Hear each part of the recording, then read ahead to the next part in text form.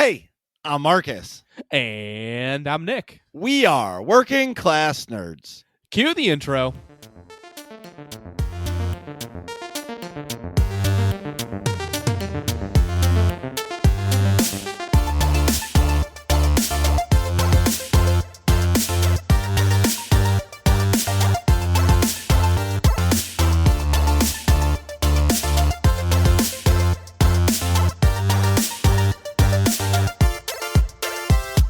That's right. We are Working Class Nerds, the podcast that gives you no information about your favorite information. Today is Thursday, November 4th, 2021, and you can find this 127 podcast on Apple Podcasts, Buzzsprout, Google Podcasts, Stitcher, Spotify, and anywhere you can find a podcast in the galaxy far, far away. You can watch me terribly fail at video games Tuesdays, Wednesdays, and Saturdays at twitch.tv/MarcusB814. And you can see me play video games every single Monday night at twitch.tv/NickVern51. You can find the both of us on Twitter and Discord, but I am at MarcusB814. And I am at Nick Vern, that's NICKVERN. And this week's episode, we're talking with professional video game enthusiast Doritos. Doritos raids with Marcus in Star Wars: The Old Republic, is a super frequent chatter in both of our streams, and is a Horizon Zero Dawn expert. Whoa. So, welcome to the show, Doritos, and what have you been up to? Thank you. Expert. Boy, that's pushing it, but okay, I'll take it. Sure, expert. Yeah, we can go with that. I like it. I have never once exaggerated anybody's intro on this podcast. No, never, ever. Never once. Well, thanks. Except mine. Maybe, that's okay. maybe mine's been exaggerated. Just a touch. Yes. So let's see. What have I been up to? So I have been. Well, let's see. Last week, boy, I had rolled off of 10 days worth of 12-hour graveyard shifts mid last week. Oh, right. For my job. So yes, That's the worst. Yeah. 3 weeks worth of work in 10 days. That's a blast. But Jesus. It's so terrible. It was doable. I got it did. So got that done and back to the world of the living. So in my time, I was actually able to get some SWTOR gaming in. I'd come home at 8 in the morning and do 30 minutes worth of gaming, go to bed, wake up 30 more minutes, and go to work. So playing along with the Feast of Prosperity wrapped up at the end of the week. So I got that done. Then played a little bit of Horizon Zero Dawn, working on some of the extra achievos, and still dabbling a little bit in Breath of the Wild. Wow, I can see why, like, if you're playing Horizon Zero Dawn, you be inclined to get into Breath of the Wild again. You know, that's actually my son's game. He bought it with his own money, and so we were like, "Can we play it too?" So okay, sure. Oh, that's cool. Breath of the Wild is so good. It's so good. The problem for me is it's a game that involves you needing to play it a lot. Yeah. I feel like that's not a game you can pick up and like not pick it up for 3 weeks and start again. Yeah. I mean, it's fairly straightforward, but you got to remember like which weapons you have and stuff. And how to like movement and how to dodge and like, yeah. You don't know, like, did I save where we are in like a hobgoblin hood and they've respawned? You know what I mean? In the wrong neighborhood. Yeah. I'm not even off the Great Plateau yet, so I got plenty of time to screw it up. Oh, you're still in, right. You're still in the sunshine and rainbows part of the game. Yeah. Sunshine and rainbows. Like, Oh, sorry. So I was commenting on Horizon Zero Dawn. Breath of the Wild, you definitely got to like be involved in, I feel like. Because if you forget what you're doing, because like there's a lot of quests obviously to follow, but a lot of times it's like, oh, hey, you need to find you need to either get spicy peppers and they don't tell you where they are, or you need to go find warm clothes and you don't know where that is either. So you need to like remember that at this horse barn that you passed, somebody mentioned that their grandmother lives 2 towns to the east and she grows spicy peppers. You know what I mean? And so clearly it's a fun game for people with CRS. Got it. I don't know what CRS is. Can't remember shit. Exactly. Well, thankfully it's been out for a long time, and now you can just go to the Google and be like, where can I find spicy peppers? Exactly. Yeah, which but is what at I the ended up same doing, time, but- that game is intended for you to wander. I am Mhm. not a wanderer. No, you're at at all. point A to point B, spray and pray, get it done, go. Correct. Yeah. So the other part about Breath of the Wild that I love is it's just like it's so vast, but everything matters. Like you think like stupid stuff doesn't matter, but every piece of that game matters because you hit a pole on a boat and it'll create a thrust which will in turn make the boat move. I stood on a boat in the middle of a lake for about an hour just trying to figure that out. And I'm like, well, I can't swim because I drowned. So Right, well, and eventually, I pushed the boat enough off the shore to where it got me to the center of the lake, but I didn't have enough stamina to swim to the shore. Right. So I had to figure out how to do it. I broke many swords trying to figure that out. Got it.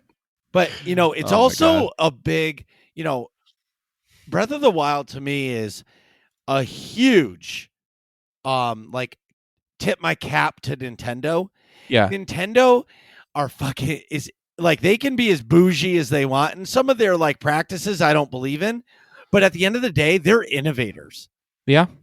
Like Breath of the Wild is the greatest game ever created because of what they did with it. Yeah. And it doesn't look like I'm a graphical whore in that game doesn't look like it's not beautiful by any means. Yeah. I mean, it's nice enough. And it's all on like a little flash drive. It's crazy to me. That is Anyway. crazy. Sorry. That's all good, but that's the whole point. Yes. Yeah. So all you do is play video games and work graveyard shifts? No, normally I live during the daylight when I go to bed at night. So, but then let's see, other things I do. So, I've got 2 kids that are giant Star Wars fans. So for Halloween, of their own accord, they chose Mando and Boba Fett for their costumes for Halloween. Well That's done. awesome. So that we're clearly raising our children right. Agreed. And so we decorated our house up big for Halloween. So I put those pictures in the Pix Discord channel for working class nerds. So folks want to see how we decorated up our house for Halloween. We do big. Yeah, it's definitely a southern thing. No, for sure it is because up here you get some people that do it a little bit, but not like down there. Like Brian from the Bad Feeling podcast. I remember one year he drove down his street and every house on his street was decorated to the T's for Halloween. It looked like Christmas up here. You know what I Wow. mean? Yeah, And up I here was people go all out for Christmas pretty frequently. Yeah, Christmas is the big one up here for decorating. But down there, man, everything is Halloween and spookiness. Oh, we'll do Christmas big too, but it's just not it doesn't have the years behind the Halloween. We've been doing it for almost 20 years now, decorating big. So a little bit here, a little bit there over a couple of decades adds up. Yeah, this looks great. I don't know how. Oh, I know why. I was going to say, how did I miss this on Halloween? Well, Because it was not there on Halloween. well, yes.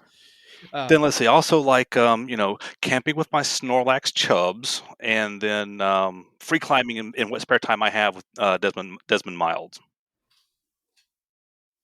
What? Who's Desmond Miles? Don't know who Desmond Miles is, huh? Nope. Sad face. Do you remember a company called Abstergo?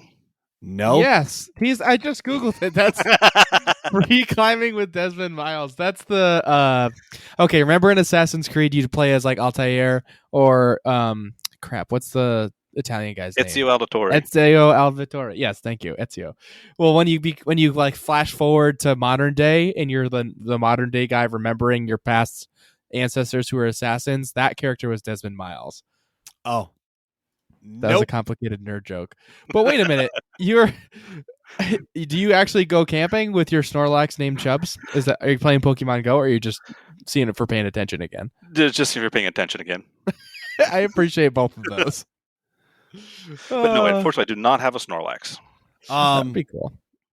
I'm completely lost. Wait a minute. That's what would be okay? quick sidebar. From the original Pokemon, like the 105 or 6 Yeah. or 7 or whatever, what would be your first pick to be like, this is my quote unquote starter that I picked with? Like now I have like, if it's a Snorlax, Oh for man, example. if I had to pick a starter one, Not doesn't have to be the 3 starters. Like you, like Pokemon are real. You have one Pokemon from when you were a kid, and now they're like level 100, and they're your buddy. okay. Which so one is your first one? So when I was a kid, Pokemon weren't over here in the States yet. Pokemon got to the States when I was in college because I was Oh, that's working true. at a retail store that held the license for them and had to learn all about them and to explain it to parents coming in. I'm looking for a Pick-a-Tui, a Pikachu. Yes, that's one of these things over here. That's funny. So I'd probably pick a Squirtle. A Squirtle? Yeah, Oh, okay. I thought you said a squirrel. I was Squirrel. like, Yes, squirrels. no Squirrel. Pokemon for me, I just hate squirrels. squirrels. Squirrel's a good one, and then so you'd have a Blastoise now, obviously. Oh yeah. See, like I want to say I would pick Charmander and then have a Charizard, but like I don't know that I actually see. Like if it's little kid Nick picking a Pokemon, that's what I would have done for sure. Adult Nick might pick something a little more practical, like a Ditto or like something that's like super Healy or something. You know, Right. I'm trying to remember. Marcus, what do you think? I have no idea.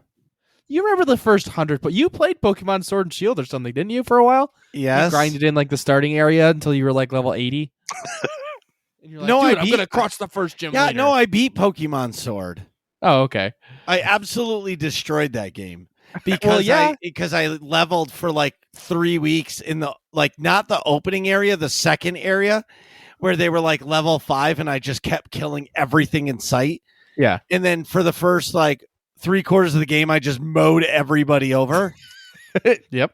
And then I was like, okay, I just got to beat this game. And then I would get my butt whooped because you weren't actually learning how to like dominate or like play the game. You were just dominating everything because you were over leveled. Right. But I don't really. Okay. I think it's bullshit when you throw the fucking ball at the stupid goddamn Pokemon and they don't get them. You don't catch them. Okay. Yeah, you got to get them their health down. You got to throw No. multiple balls. No. It's stupid. And then Dude, you're in you a gotta fight work. and then you run out of balls.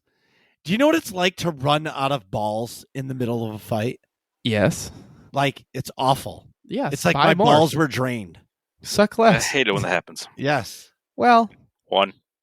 well, not always. It's not always such a bad experience. But, so it was, I will say, I would play, I find like Pokemon for me is like the perfect game for when I like go on vacation or something. And like, I don't want to bring like my laptop. Like that's a game that you can play for 10 minutes, catch a couple Pokemon and shut it off. Right. And get like that quick fix video game feel. Yep. You know what I mean? But I don't know enough about the Pokemon names to do it. I had an addiction though to Pokemon Go for a little while. Really? You're super into it? So like a year ago or a year and a half ago, actually it was a year and a half ago, right before COVID hit, I went to Disney and about, 2 months before that, I started to play Pokemon Go. Actually, Nick, it happened right after we went to New York for the Cantina. Oh, right. And Yes, remember, yes. Doc was walking down the New York City streets, not paying attention to his surroundings, raiding, trying to get these crazy Pokemon that he can't get at home because they're only in New York City. And I was like, I'm not playing this fucking game. I'm not playing this game. So after that weekend, I downloaded it because I lived right next to a park at my old house. And I would bring the kids there and I would catch Pokemon. Yeah, it's perfect. It was fucking awesome. And then I went to Disney, and then you walk into Magic Kingdom, and the most legit Pokemon are there. Really? With all your Poke friends. And you can come together in Magic Kingdom, and there's this ridiculous Pokemon that shows up like every 18 hours at the castle, Okay. and it was like Nerds Unite. Really? Okay, so I'm standing there, and it popped up on my phone like raid about to happen. Want to join? Yep. And then I stopped and looked around. It was all nerds. What's that sound? That would be my power supply. Actually, I need to restart my computer. Uh-oh. Oh, okay. I think we can pause this and you'll hop back in.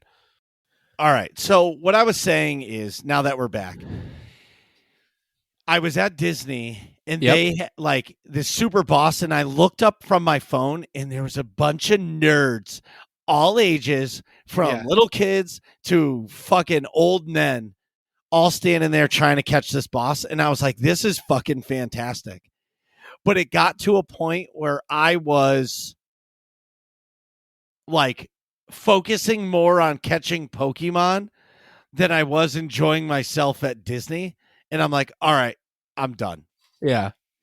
And then I came home and I was like, all right, this is fucking stupid because I live in the burbs and there's no Pokemon near me except like the generic ones that are just placed in your house. Right. They're like everywhere. Yeah, they're just like little things. You know what I mean? Yeah. And so I haven't played it in a while. And then when I went to go play it again, it had it was like, your Pokédex is full. Do you want to pay for more storage, or do you want to put them in the Pokemon database and you can't use them in raids? Yeah. So then I started deleting them and blah, blah, blah. And it was fine. But either way. So Doritos, earlier, I heard your power supply beeping, right? Yeah, it was the UPS. It's got a fault in it somewhere. So, dude, are you using a Packard Bell from 1994 with an Intel Premium 2 processor and 256 megabytes of RAM? No, it's a 386 squirrel powered, man. Come on. Squirrel powered. Like, oh my God. Dude, at least get hamster power up. Exactly. On that thing. See, that's my problem. I need to get the hamster power. Right. You got to get the hamster I can only upgrade. afford a squirrel power. I'm sorry, I couldn't. I'll try to see what I can do by getting the hamster powered ones. Or get one of those high-powered cans of air and blow out the fucking power supply. I mean, dude, I know, like working the graveyard shift, you may not be able to like install your new power supply, but dude, this is 2021. You need a little bit more than 50 watts of power to run a computer nowadays. So for the record, it's not my power supply on my computer because that's a 900 watt power supply. It's actually my UPS. What's the UPS? Uninterrupted power supply. Surge protector. Oh, it just beeped again. No, it didn't. Oh, okay. Wait, your surge protector under your computer? That's what's screwed up? Under the desk, yes. That's what I meant, under the desk. Wait, your surge protector screws up your computer? Well, when the surge protector faults, it's got to get reset. And my computer is plugged into that, so if I have to reset the surge protector, I've got to shut the computer off. Right. Now I understand. I do not. That's okay. You know what would happen? You know what would happen to that surge protector? It become a great boat anchor. Punted. Marcus is such like he's so like his computer not working absolutely triggers Marcus. Yes. Like it's like a traumatic event every time his computer doesn't work. I agree. No. It's something that like I don't. So I build my own. So when like something doesn't work, I know it's my fucking fault, and now Right. I'm stuck because I'm like, what the fuck did I do? Example, okay? Yeah. I spent $120 on these 3 fucking LED Corsair RGB lights for the front of my case. I needed new fans anyway. Okay, fans. Okay, right. But I can't get the fucking lights to light up. They lit up once and they won't light up. They spin, but they will not light up. I have unplugged them, plugged them in, switched around the fucking plugs, done everything possible to get them to light up. Negatory. The other thing that doesn't work on my fucking box is the 2 USB 3.0 tabs that are in the front of the case. No matter how many times I try to hook those 2 things up, they don't work. And then That's weird. Yep. And then my new issue is I got an error now that I'm using my mix, like the podcast mixer all the time for the computer. but I haven't figured out how to integrate everything into that via digitally to mechanically, right? I haven't figured out how to do that yet. I got to figure that out. So I'm still using the other microphone thing. I got an error that there's too many USBs plugged into my motherboard. Oh dear. That's weird. Yeah. There's many, so huh? much shit. There's so much shit plugged into this computer. It's insane. It's stupid. But anyway, I'm sorry I rambled. But anyway, so that's my Pokemon Go story. Sweet. Sweet is right. Where were we? I think we were still chatting about Doritos this week. Once upon a time. Oh, I figured out my Generation 1 Pokemon that I would pick. Well, first of all, little kid Nick would pick Charmander, which means I would now have a Charizard. But my top 6 that I would have as an adult would be Charizard, Gyarados, in no particular order, I should say. Charizard, Gyarados, Snorlax, Dragonite, Alakazam, and Gengar. That would be cool. Gengar. Because you get a nice mix of the different class, types and things. I don't have a grass type in there, but that's okay. Oh well. Or, yeah, you can always teach one of those. You don't need a grass type. You live in Massachusetts. All you got to do is drive to the store. That's true. It's very true. There's one like super close to me. Theory is right down the road. But what was I saying? So Marcus, what have you been up to this week? Okay, so we didn't podcast last week because I was completely sick. Yep. And it was quite an adventure.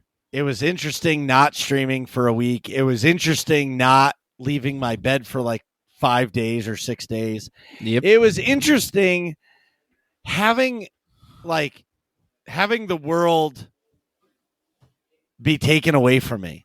Yeah. And what I mean by that is I'm pretty active in life. You know what I mean? I'm on a go a lot. I don't really stop.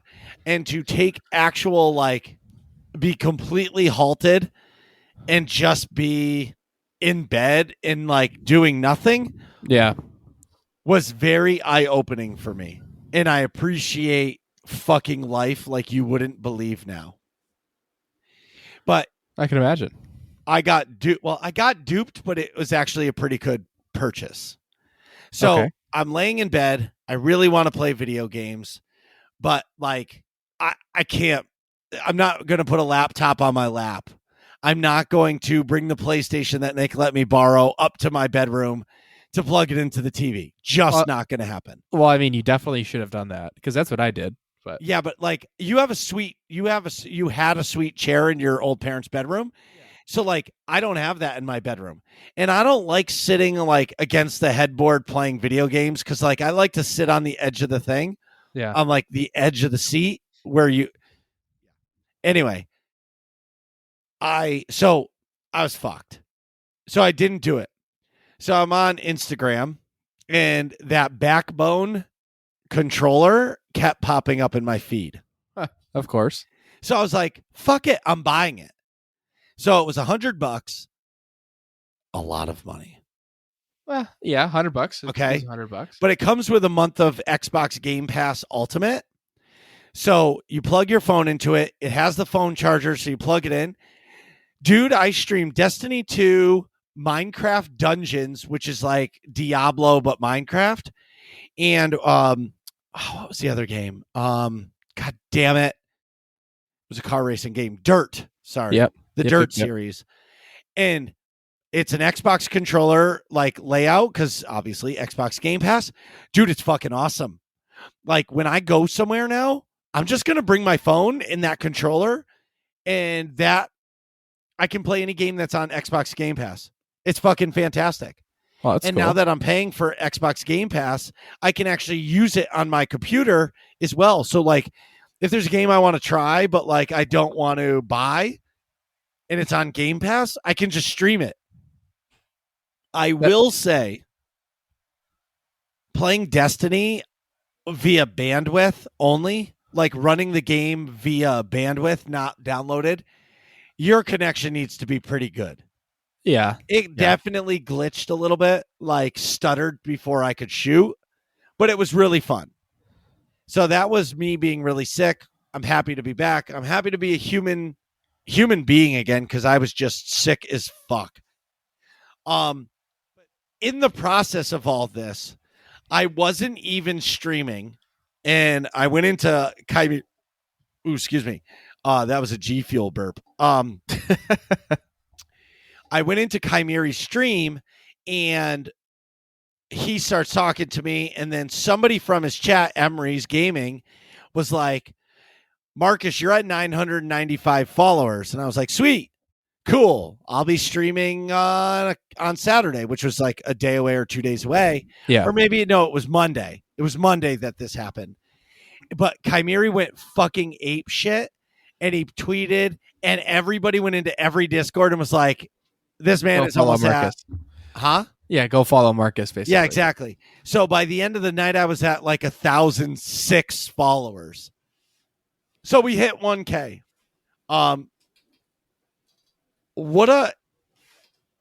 Whether some of those are pity follows because they feel bad for me. Yeah. Hitting 1,000 followers is very surreal to me. 1,000 people clicked that they like me or their friends like me. They might not have to like me, but 1,000 people still did that. Right. That's a ton of people. That's insane to me. So now the conversation has come of when's the 1K stream, and I don't want to wait a long time. So the week of November 25th is Thanksgiving weekend. So I'm either going to do it the Saturday before, which is the 20th, or that Saturday of Thanksgiving weekend, because I feel like a lot of people are going to be home and they'll be able to hang out. Right. Are you going Black Friday shopping? Yeah. Okay, good. Because I'm coming with you. Great. I need a TV.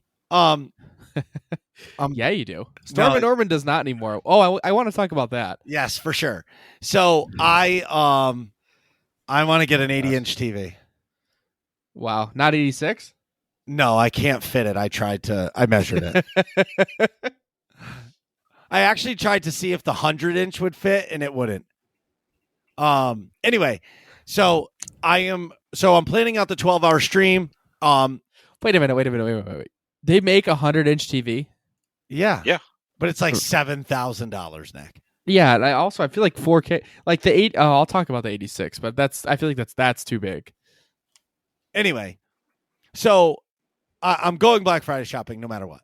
I always do. It's tradition. I've been doing it for fucking 18 years. Like, everybody makes fun of me for it because they're like, dude, you can get all the best deals online. But I've been going with, I call my little brother, Tom. I've been going with him so long every single year. It's tradition. Like, 1 year we went to Kohl's just to get fucking towels for our houses because they were like 60 cents each. Right. They were regularly like $15.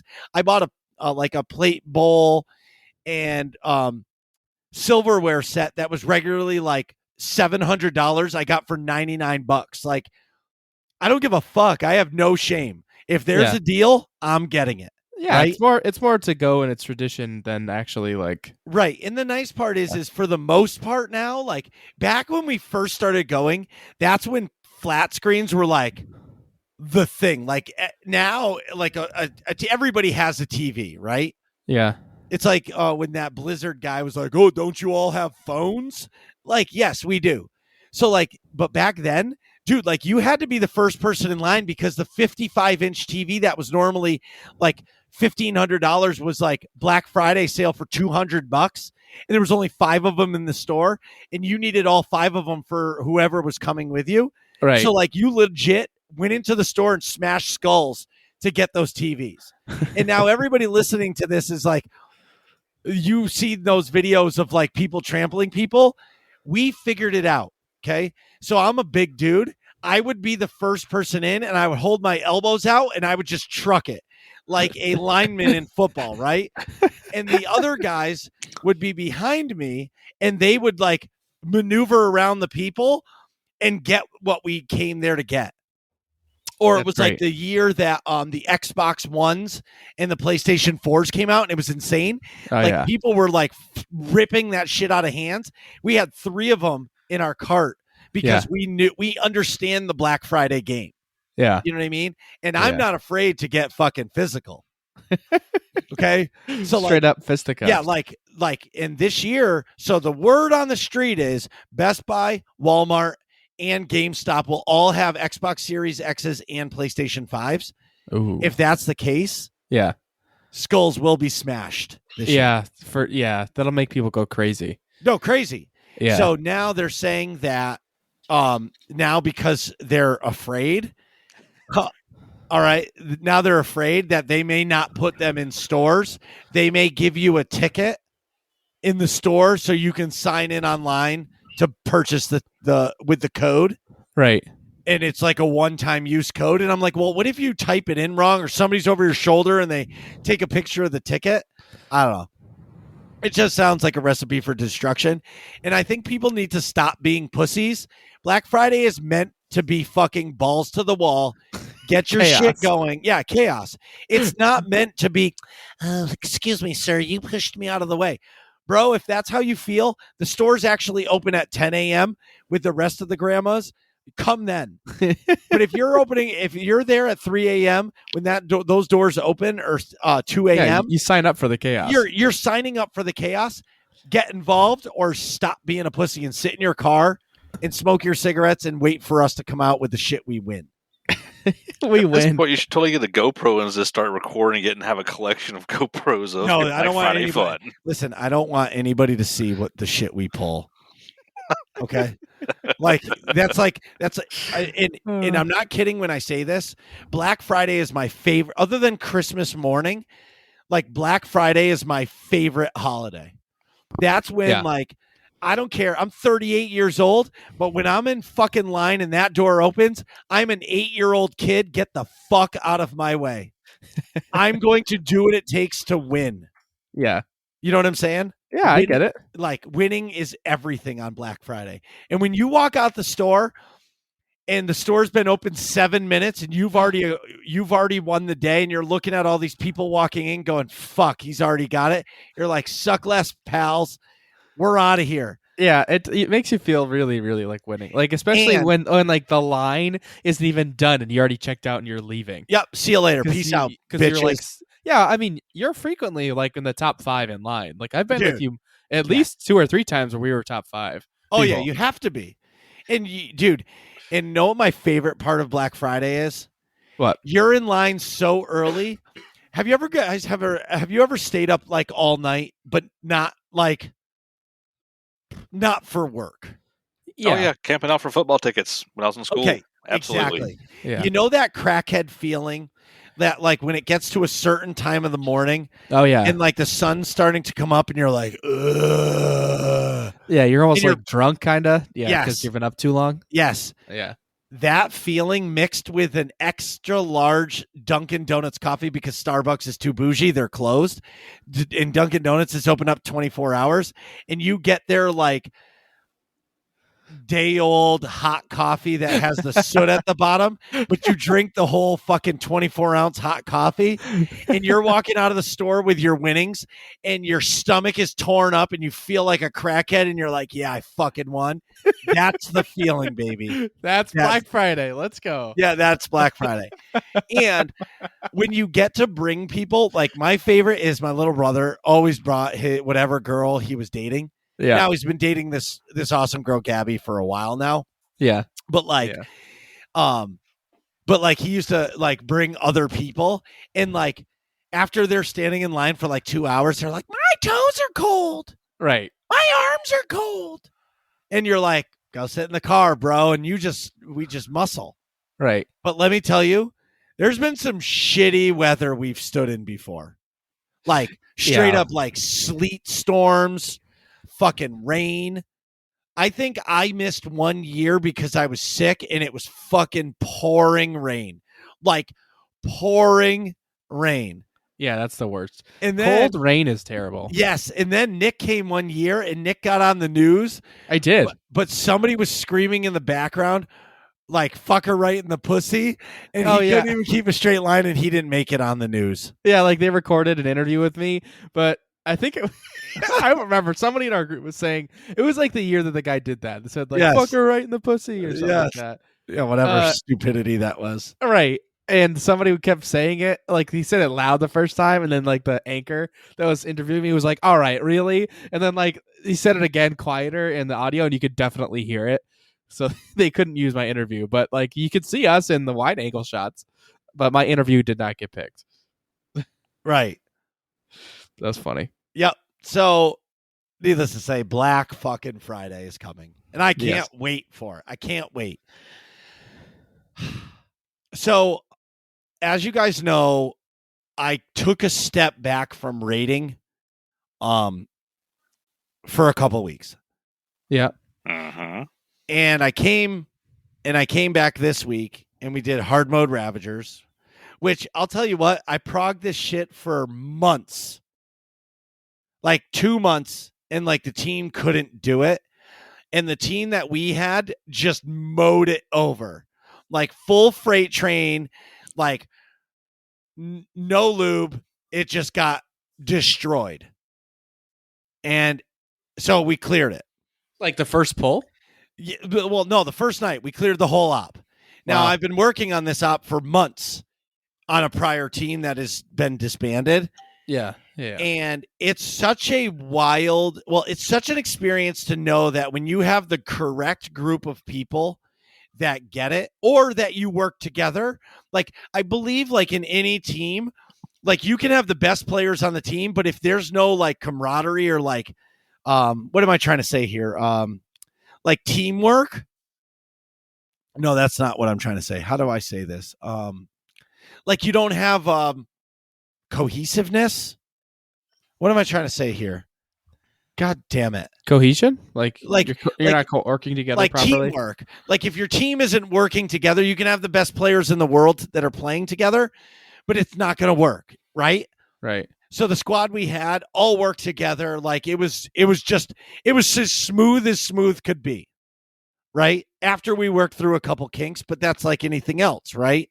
Right. And we cleared it in one night, and it was just like, holy cow, this just worked.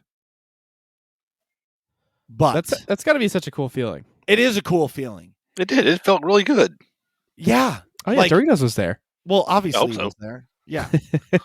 So like the other thing is, but I'll tell you, I don't know if maybe it's that I'm burnt out, or if it's like I'm just over it, but like it didn't have the same feeling that I've had for years. Does that make sense? Yeah, I get you. You know what I mean?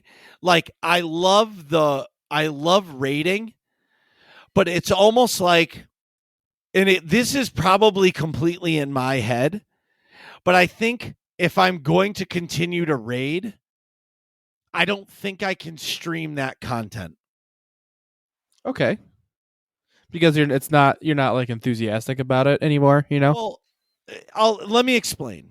Okay. Like the team is awesome. This has nothing to do with the team, but when you're learning something, like we did Ravagers and I knew all the fights. Like me and Doritos had a little bit of like, he does it this way, I've done it this way, and like we had, like 3 or 4 pulls of, okay, like we need to work out this kink. But as soon as we had it, it was like clockwork, like we've been doing this together for 10 years. Yeah. You know what I mean?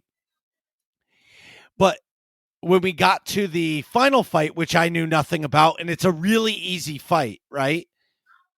But my point is, it's very hard for me to focus on the team and my stream. Yeah.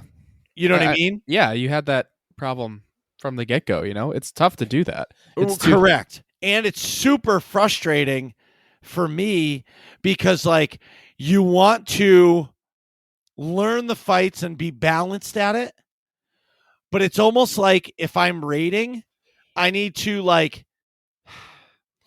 it has to be raid first, chat second, or turn off your camera. So a lot of raiders that stream don't have a camera on. Okay. And now I understand why. Yeah, because the stream is the raid. It's not really you. Right. Yeah. Yeah, that's a great way to put it. When you're raiding, the stream is no longer about the streamer, it's about the raid itself.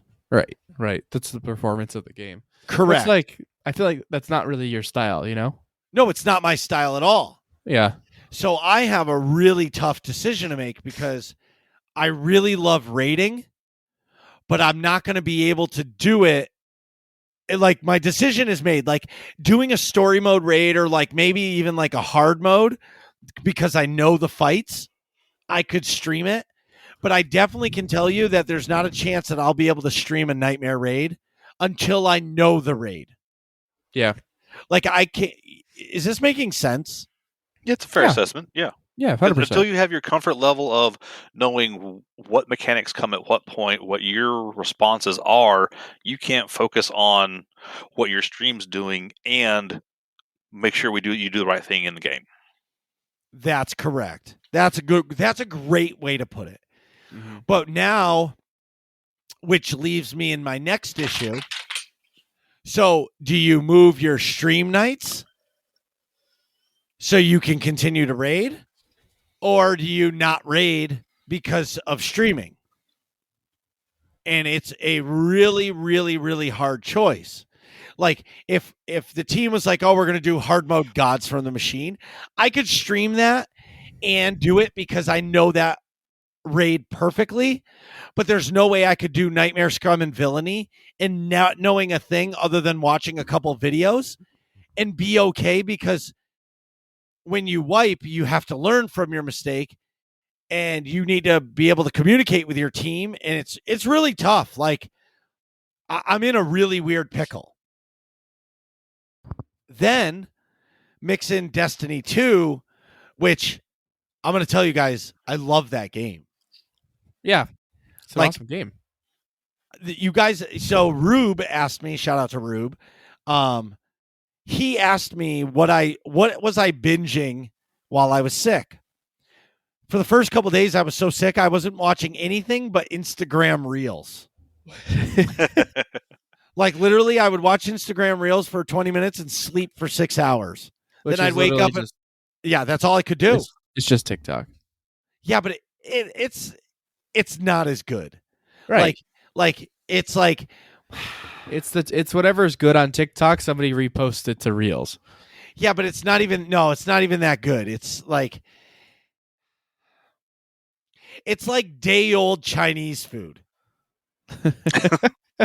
I get it. Yeah. Like, when you get General Tso's chicken for the first time, like, and it's fresh, It's and good. like the juice Soft. is like that. It's like that perfect, like, gooey consistency. Yeah. You know what I mean? And Yep. it's nice and moist. Are you just trying to trigger somebody who hates that word? Yes, 100%. So, yeah, but then it's like the top next notch. day it turns And- into like essentially hard candy on the outside of the chicken. yeah, and it's not fresh, but it No. still tastes good. It's Yeah. just day old. That's what Reels is. It's like day old Chinese food. Right. Okay. Good assessment. Good assessment. Okay. But I was so sick. So what did I start watching? All the Destiny lore videos. I got sucked into a rabbit hole. I legit must have watched 12 hours of lore videos.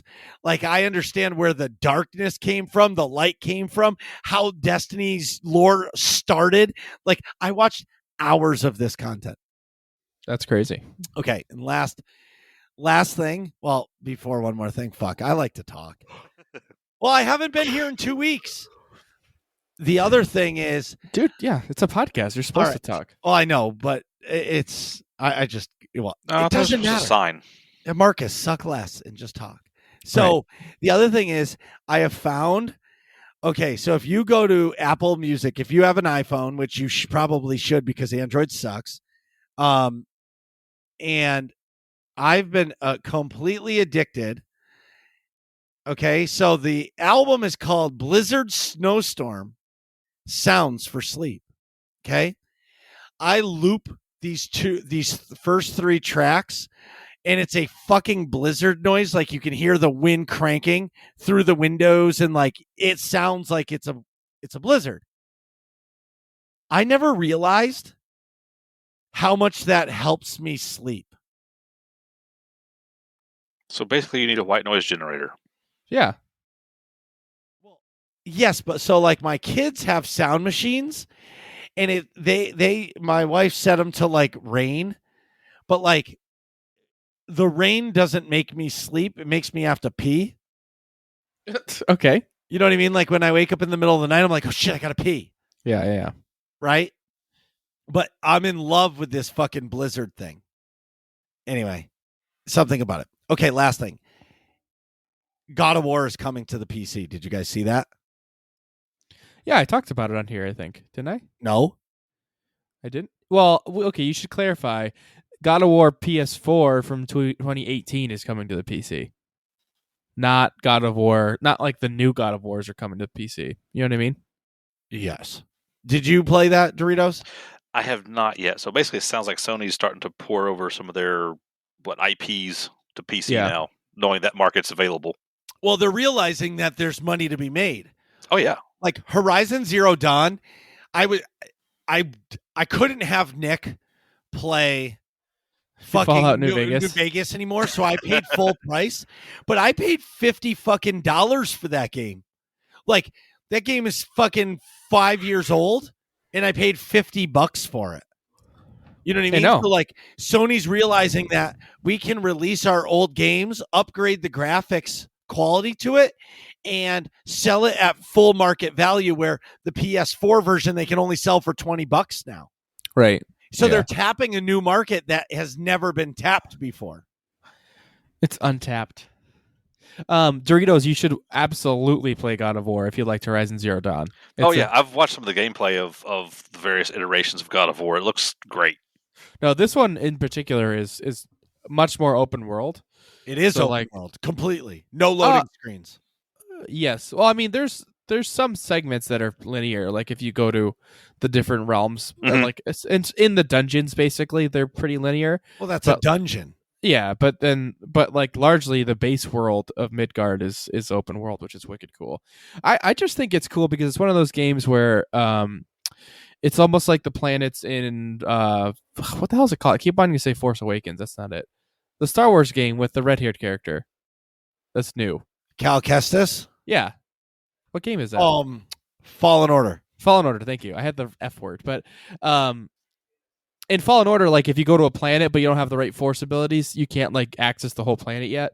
Right. There's a lot of things like that in God of War, and then like certain story elements will happen. It'll change the landscape, and like then you can access more sections, and it's really. I thought that was cool.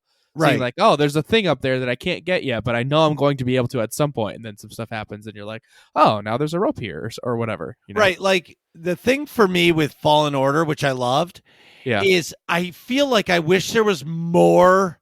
Like I wish the gear. This is the MMO player in me. I wish the gear had rating. Like I wish it wasn't just you find a lore text. Yeah. Like I wish every poncho that you got had an item rating to it. So like not only are you leveling up your skills, you're leveling up your gear to be able to fight some of these stormtroopers. Right. Yeah, I like that about God of War has literal gear rating.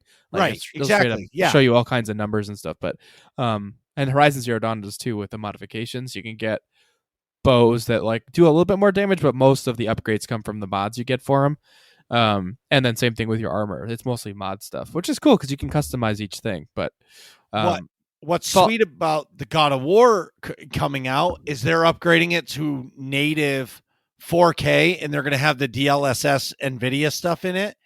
So you're going to be able to run, if you have the like a 3090 or 3080, you'll be able to run God of War at 4K at like 144 hertz, which is going to make the game fucking beautiful. Yeah, that's sweet. Yeah. Doritos, I highly recommend it. And you should stream it, and then we'll switch roles and stream. Sounds like a plan. Doritos, would you play God of War on your PlayStation, or would you play it on your PC? Well, as I don't have a PlayStation, it'll have to be my PC. Yeah. Oh, so you played Horizon Zero Dawn on the PC? Oh yeah, because I was listening to y'all's stream. I've been trying to catch up on y'all's podcast to help support the team. We appreciate it. And I heard y'all talking about it. I'm like, I should go ahead and get it too because I've been wanting to play it for a while. It looks awesome. Oh, it's So unbelievable, right? So you played it like right before I did that. Yes, I did. Literally right before. That's how I know where all the stuff is. Oh, okay. I thought you played it way back in the day, and you're just super into it. I'm still going through and doing getting some of the open world text data points. Yeah, no kidding. Oh, that's cool. Well, so you're current on this game. Yeah. Now, did you get the DLC? Oh yeah, I got it. I got it through Steam. So I got the DLC. Did it too. It's awesome because we'll get to that in a minute. Yes, let's get into it right now. So Nick, let's go. So I watched a video. Okay. So it was like a story video on Horizon Zero Dawn. Okay. I had no idea it had the backstory that it does. Yeah, and granted, I don't have 100% of the backstory. I've got like 90%, like 50% of the backstory got revealed on the bonus stream I did yesterday. But so I'll just take it from the top. So Nick, what have you been up to this week? Well, thanks for asking, Marcus. I've been up to a lot.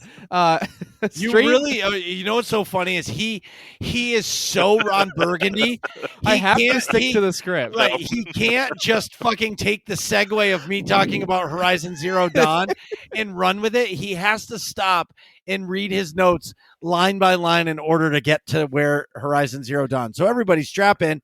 We'll talk to you about Horizon Zero Dawn in 25 minutes. Let's go.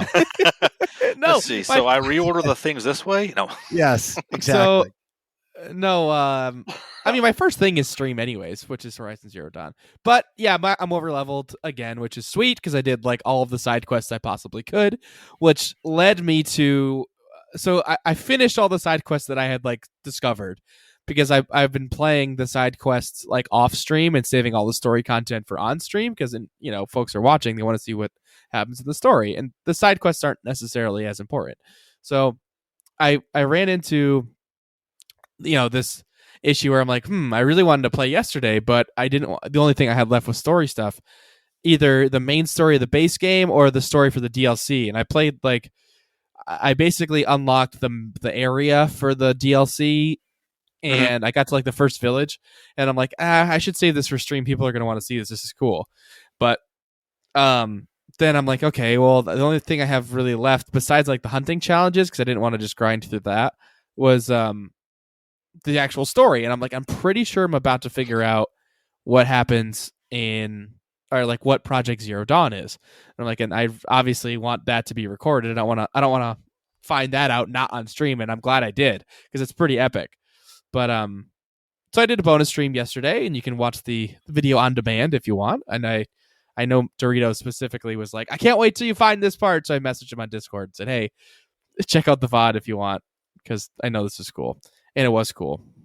It explains not only how the world got wrecked in the first place, but it explains why it's now way different than it was before in a unique way, which is really cool. I guess I can do spoilers, right? Well, up to the story you've gotten through, yes. Yes. So like through where I've gotten to, basically humans made killer robots and then made them be fueled on biomass. They ate everything, plants and animals everywhere, and then also made them replicate themselves. So they took over the whole world, killed absolutely everything, and humanity saw it coming and was trying to fight them while creating this other AI called Gaia. Gaia. Yeah, this is Project Zero Dawn. Gaia was an AI that was going to systematically rebuild the whole ecosphere. So like put plants back, put animals back, and then like slowly put humans back and make other machines too, but like from scratch. So Gaia came up with machines that kind of look like animals and kind of look like, and then you can unlock a hologram of this lead scientist talking to Gaia, and Gaia's like, oh my God, it's so sad that all the dinosaurs died. I can't believe that. And it's kind of like a double meaning, like, hey, this is why some of the machines look like dinosaurs, but for one. But the second thing is like, also it's Gaia like learning and like having emotions and becoming like a fully fledged like artificial intelligence. So, and there's other factions of Gaia, like there's other sub projects all named after like Greek gods from mythology. One of them was supposed to take all of humanity's DNA and basically replicate it. And I'm extrapolating that basically all the humans that they put back on planet Earth after everything, was dead and they were repopulating it were like exactly people that were the DNA of people that were on Earth at the time. So it's clones of people essentially. But yeah, obviously I have no memories of your previous life or your previous version. It's just like the same DNA.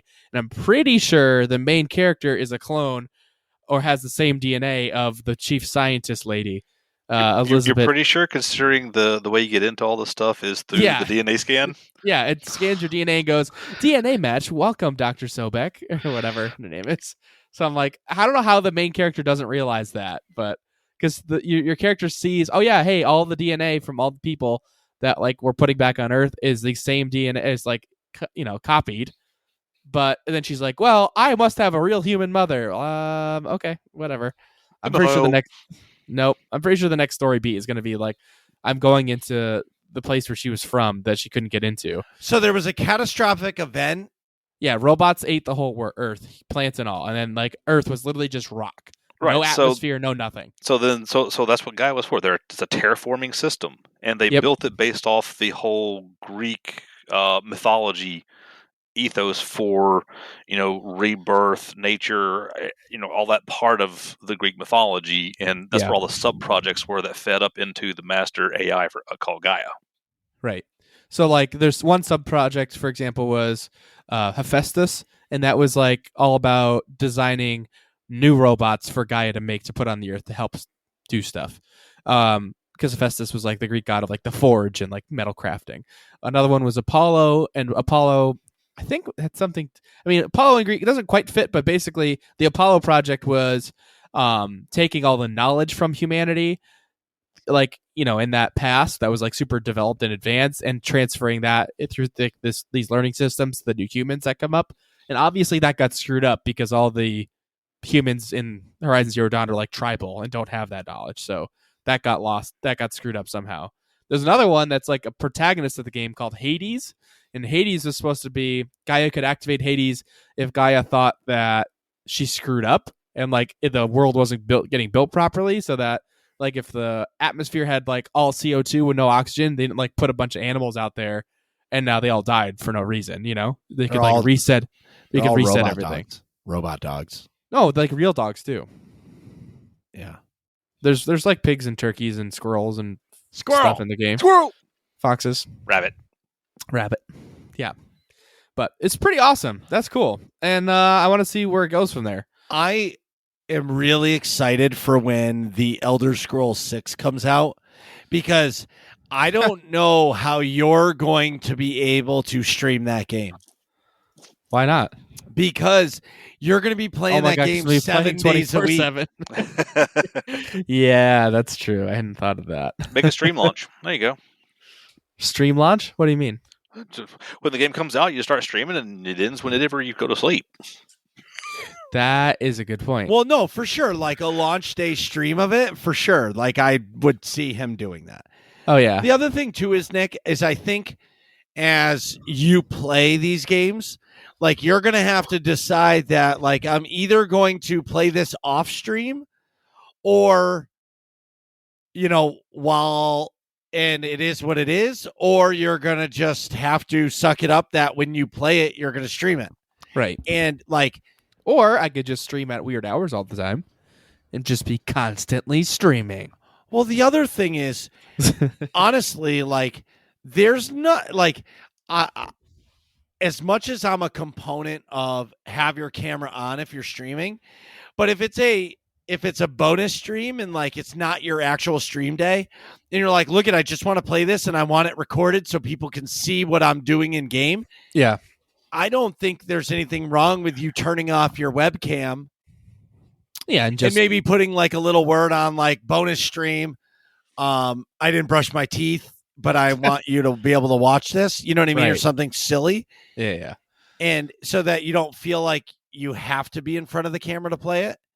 And I That's a guess good that's point. the hard part of playing a single player game one night a week. Right. I could just step it up and stream more often, but that's tough too. To like, see, like, I really like the bonus component of that because I'm obligated for 1 day a week, which is completely reasonable. But then I don't have to play if like something comes up. You know what Correct. I mean, Yeah. And then I could add in the bonus if I'm free and want to do stuff. Well, again, so I'm going away this weekend. Or Yeah. I'm pretty sure that's happening. And so I'm going to stream Friday instead of Saturday. But like, dude, I stream 3 nights a week, Tuesdays, Wednesdays, and Saturdays. Like that is like church Right. for me. Yeah. Like Saturday nights, like how many times have you asked me to go to the movies and you're like, fuck, you're streaming? Right. I literally out this weekend. I'm going to see Eternals on Saturday.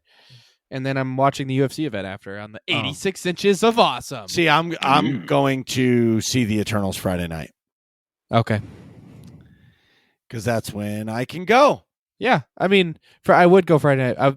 I was going to go with Marissa and Paulo and maybe someone else, but on Saturday. But Marissa's working till 11:45 p.m. on Friday night. So that's kind of tough to go see a movie after that. Yep. But so anywho, that's why I'm going on Saturday. But speaking of movies and things, I want to chat about some Star Wars and Marvel content that's coming out. So Eternals is obviously coming out like tonight in 2 hours from now. We're recording Thursday evening.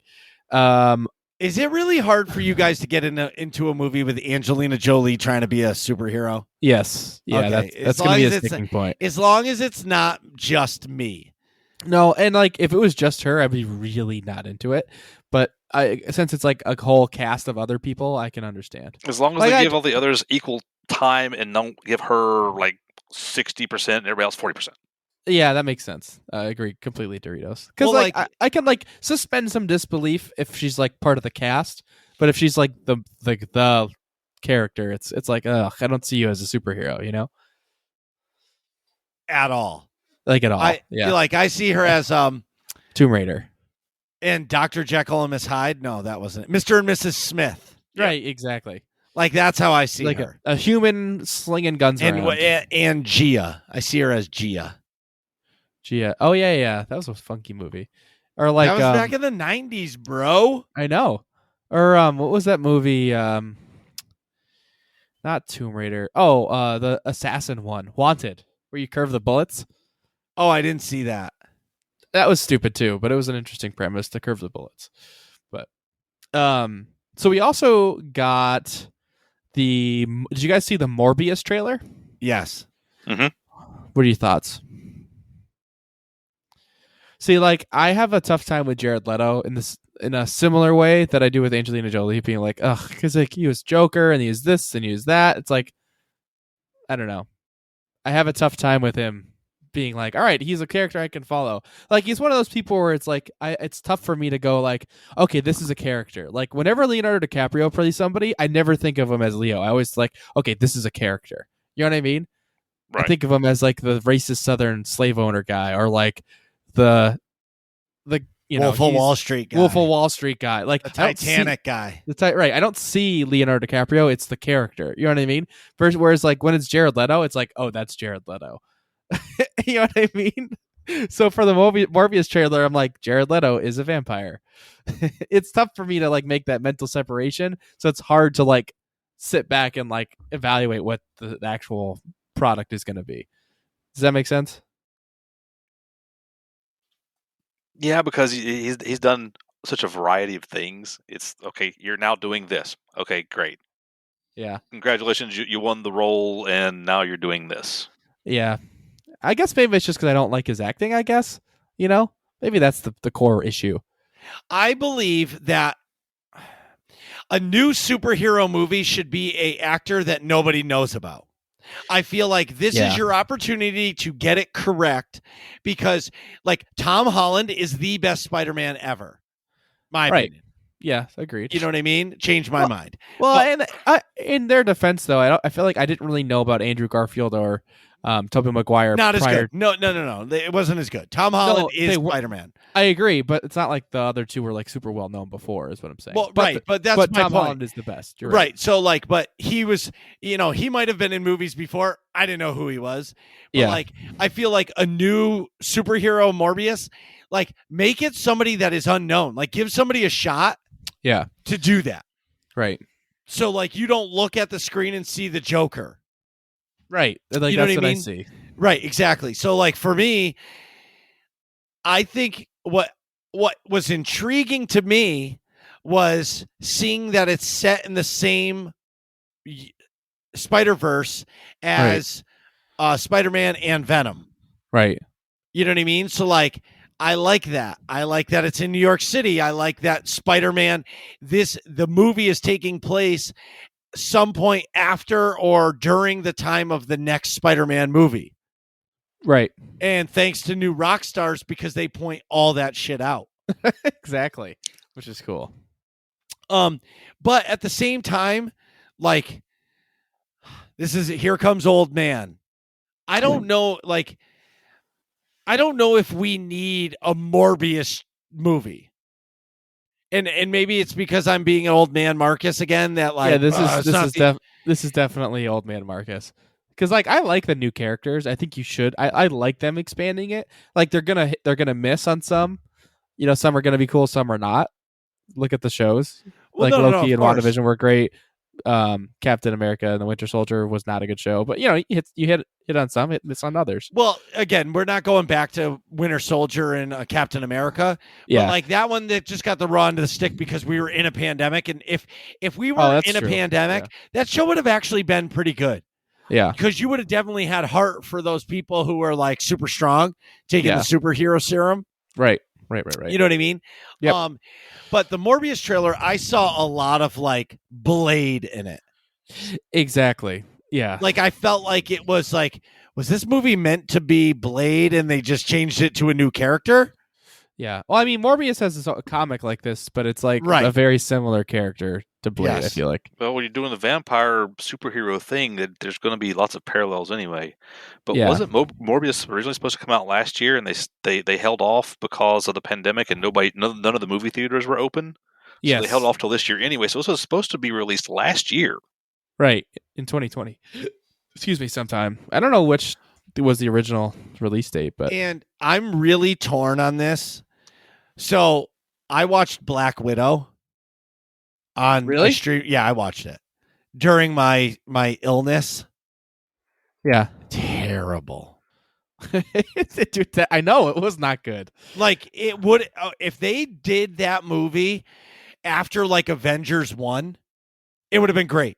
Yeah, exactly. But it's like almost 10 years too late. Yeah, like 10 years, like it's 10 years of ScarJo aged, and I'm not saying that she looks old because she doesn't. She's perfect in every way. But like it's aged ScarJo playing young Black Widow. It just didn't make sense. Yeah. And like, but I will say, and like you guys can shit all over me, I like the fact that I can stream that at home. Oh, me too. You'll get no pushback from me there. I wish I could do that with new movies. At the same time, there is nothing like going to the movies. Yeah. Until now. Right. Until now. Okay, well, I'll save the Book of Boba Fett stuff for after. Yeah, so to follow up on the release date, so Morbius was supposed to come out July of 2020. Right. So now it's coming out January 2022. Right. That's a year and a half later. So if you're looking at the MCU, I'm also kind of thinking, how does this play into the rest of the MCU cinematic universe? Right. Because if it was supposed to be Morbius and then 10 Rings? Yep. And then Eternals. So now things are a little out of sequence. Does it work still? Does it not? Yeah. I mean, I feel like this is probably going to be a relatively standalone story. Well, I also think that Sony is in a weird place right now. So basically, this next Tom Holland movie is the last Spider-Man that's going to be tied to the Marvel universe, right? Directly. So I feel like Sony is going to try to steal, and I'm doing quotation marks with steal, but like steal Marvel's thunder and try to make their own universe. Yeah, they are. Right. No, I know. And it's something stupid. It's like Sony's Spider Universe. You know what I mean? It's like you had to put Sony in it. Like, come on. Sony's Spider-Man universe or something like that. It's so stupid. But what I mean is, I think like the Morbius thing, like it's going to be like Morbius, Venom, Carnage, Spider-Man. Yeah. Probably not Deadpool. What the heck is that guy's name? I don't know. Oh my God. Murdoch. What was the show? Daredevil. Thank you. Yeah, Daredevil. Yeah, yes. so like that's in the Sony. That's Matthew in the Sony. Murdoch. Right, Matthew Murdoch. Like he's in the Sony world too. So like, are they going to make that like a thing? You know what I mean? Yeah, I hope so. I really liked Daredevil. I wish they didn't cancel it. It was really good. But anyway, I'm looking forward to it. So during this whole process, Storm and Norman stepped up his game and got an 86-inch TV. Yes, my dad, who has like probably the nicest man cave I've ever seen. He has like crazy surround sound speakers with a like 12-inch subwoofer on it. Got a full bar with that's like custom made by Marcus B 814. It's all like perfectly stained in polyurethane and everything. And then like giant comfortable leather chairs that like you push a touch screen and it reclines for you. Everything is sweet. And it's a pretty big room. And then he had a 60-inch TV, which like for the size of that 32. Yeah, which for the size of the room it looked small on the wall. So then it was a plasma from like a long time ago because he did that a long time ago. And that thing died, I don't know, like a month ago? Mm-hmm. And so Marcus and I, before that, were saying, buy an 85, buy an 85, buy an 85. Get the biggest TV you can, because it like fits down there, you know? And sure enough, he ends up buying an 86-inch Samsung, like ridiculous TV, 4K, 120 hertz, all the things. And like, we talked him into this ridiculous TV. And I haven't seen it yet because I was like, you were sick. Like I was sick, so I didn't get to experience this. But I got the video of the first movie they were playing on it, which was Revenge of the Sith, and that warmed my heart. Yeah, I said Star Wars and I meant like A New Hope, but it's fine. Yeah, it's fine. Well, it's fine. We got the crawl. It's all we wanted. Yeah, but like, holy fuck, this TV is giant. It's so so ridiculous. I can't put my arms, like if I spread my arms out side to side, I can't touch both ends of it. And I'm 6 feet tall, for reference. It's like 76 inches across. Yes, or something. And then it's 86, preposterous. Yeah. 86 inches corner to corner. Right. Like it's bigger than 7 feet. It's 7 feet, 2 inches corner to corner. 7 fucking feet. It's as tall as Yao Ming. I know, that's ridiculous. Put Yao Ming on an angle and there you go. Or Shaq. Yeah. I don't know anybody else that's really tall from the NBA. I don't either. That's okay. But those are my go-to tall guys. So basically we have what is as close to a home theater as you can reasonably expect without being preposterously wealthy now, like at our disposal. Well, and so I want to see the movie Dune, and like the director's like, do not stream this, go to the theater. And I'm like, bro, if Stormin gets an 86 with the sound system, it's going to be a better experience watching Dune down there than it is in the theater. Yeah, because you can pause it and go pee and come back. You know what he's missing? And I've been thinking about this for Christmas. Is we gotta get him to get like an old school popcorn machine, like not a new one, the one that has had like years of grease, so like the popcorn tastes like the movie theater. Like he needs that now. Like you got to go to like a pawn shop or like a tag sale and get one. Or like an old theater that's closing. Yes, we have to find that. Right. You know what else I want to get? I was thinking about it. You ever see those lighting setups where like it illuminates behind the TV? So a customer of mine had that, and I actually watched. Shh! Don't tell. Okay. So we were down there and they were showing us this, and they put on a show to show us, but then like we went to work upstairs. Yeah. But like I could hear it, like the bass, and I went downstairs during like while we were working. Well, the guys were installing the kitchen, and I was watching this TV show. Yeah, you were supervising. I get it. No, I wasn't supervising because this theater room was legit, and it had the I'm gonna call it like the mood lighting behind the TV. It was pretty dope. It was actually called smart lighting.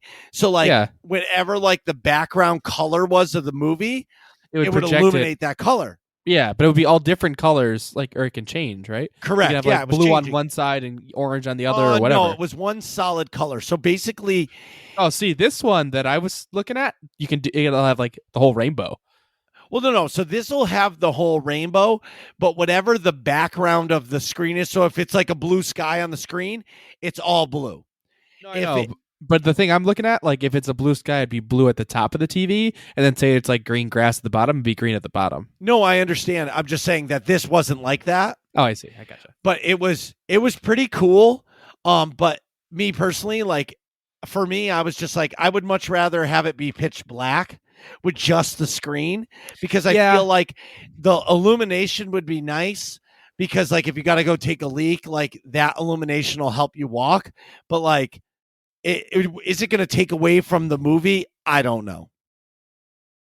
Good point. Yeah. I don't know. Because I'm a stickler for lights and stuff like that when I'm actually watching a movie. Like I take my glasses off so there's no reflection, because I don't actually need them, but like I shut all the lights off. Like if I'm really sitting down and watching a movie that I care about, I want it to be like pitch black and stuff. That would annoy me if I was actually trying to enjoy a movie. You're right. But then again, if you're playing Call of Duty Warzone, you want to get involved. That would be cool. Yes. And then like the screen goes red. It goes red everywhere as you're getting shot and stuff. Yeah. But I'm telling you, the 80s, like I can't wait to watch the movie Dune on that TV. Yeah. And like after that experience, like that's kind of okay. So that's kind of why I want to buy a big TV on Black Friday, because like I got 2 young kids and I only get to go to the movie theater like twice a year. Yeah. And that's not, well, let me rephrase. I'm only going to get to go to the movie theater like twice a year if it's not like for myself, because like going to see the Paw Patrol movie in the theater, that's not really like quality theater time. That's usually Marcus daddy nap time. Right.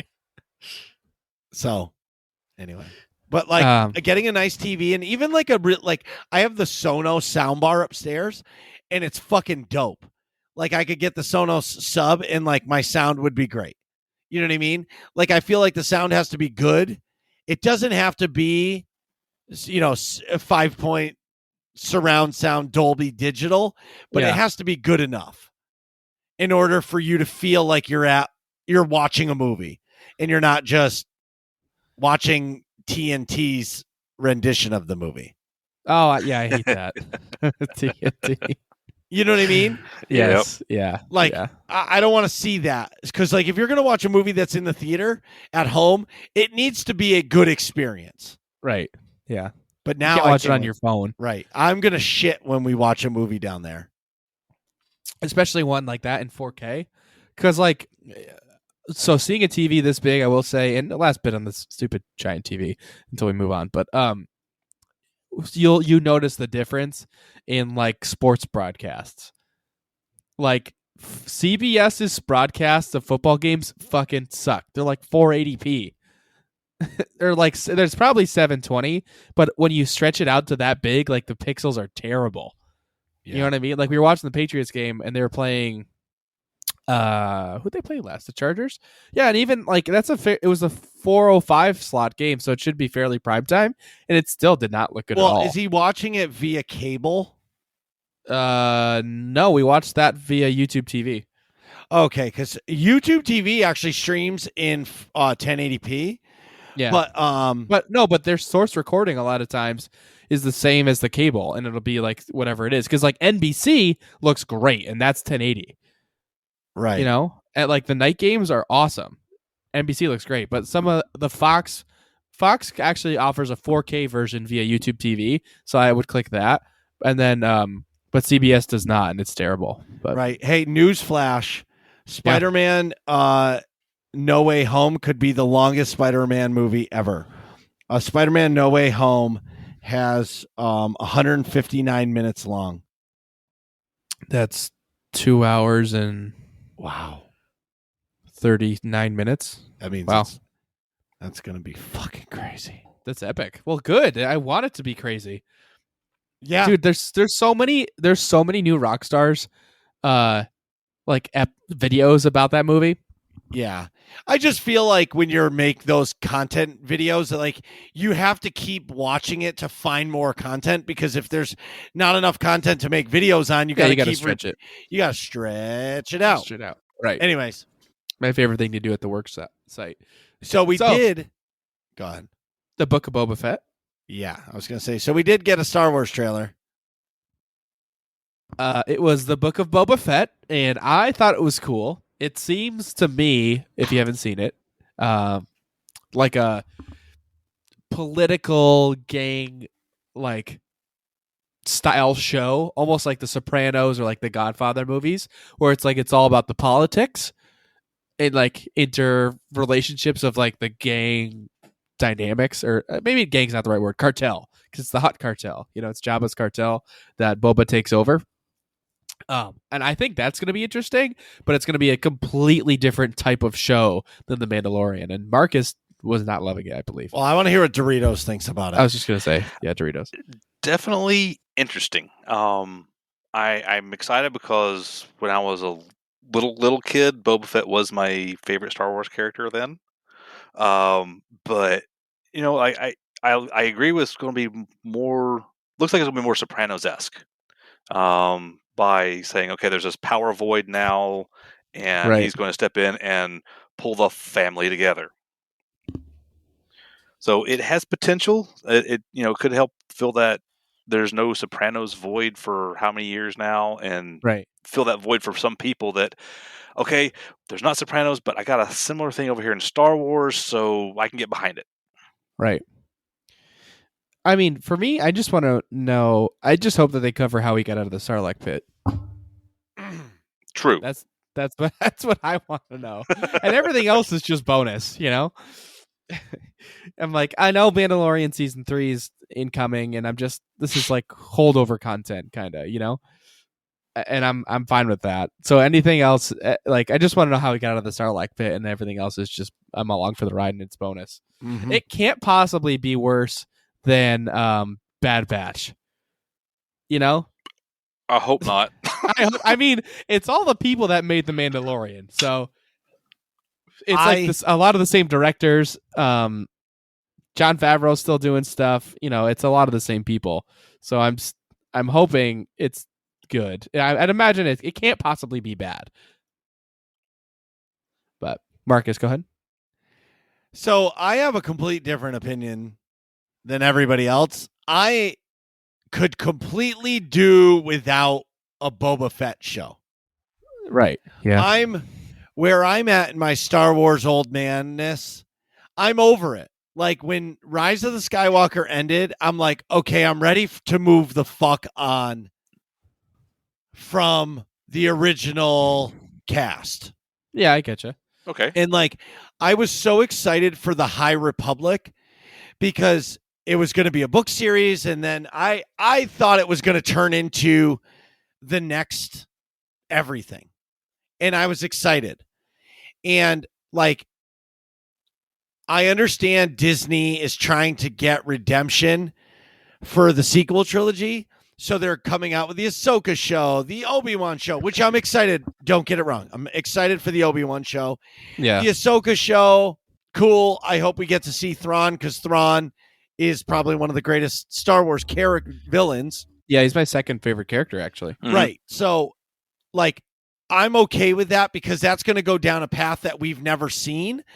But for me, I'm just like even the Mandalorian, like, is really good, but like, I'm like, can we just go somewhere else? And honestly, I'm fucking tired of Star Wars with no lightsabers. I'm over it. Like Star Wars to me is fucking Jedi and Sith. Like Old Republic is Star Wars to me. Like Yeah. Clone Episode 2 Clone Wars, Attack of the Clones is Star Wars to me. Like I don't care about like with all the Jedi. right, exactly. Like that's what Star Wars is, and nobody is doing it. Everything is a fucking bounty hunter. And that to me, like, okay, it's cool, but it's not like that's not the roots. Like I don't go to fucking Galaxy's Edge to go buy a blaster. I want to make a fucking lightsaber with my daughter, right? Like Yeah. or make a droid. Like so for me, and I don't understand why Disney hasn't capitalized on this. Do you realize if they made a show with 1,000 different styles of lightsabers, do you know how many people would buy fucking lightsabers? Yeah. I mean, Like, look at And Fallen Order. And in the world we live in, like saying the word gun or blaster is like blasphemy, and people are like, you can't mention those words.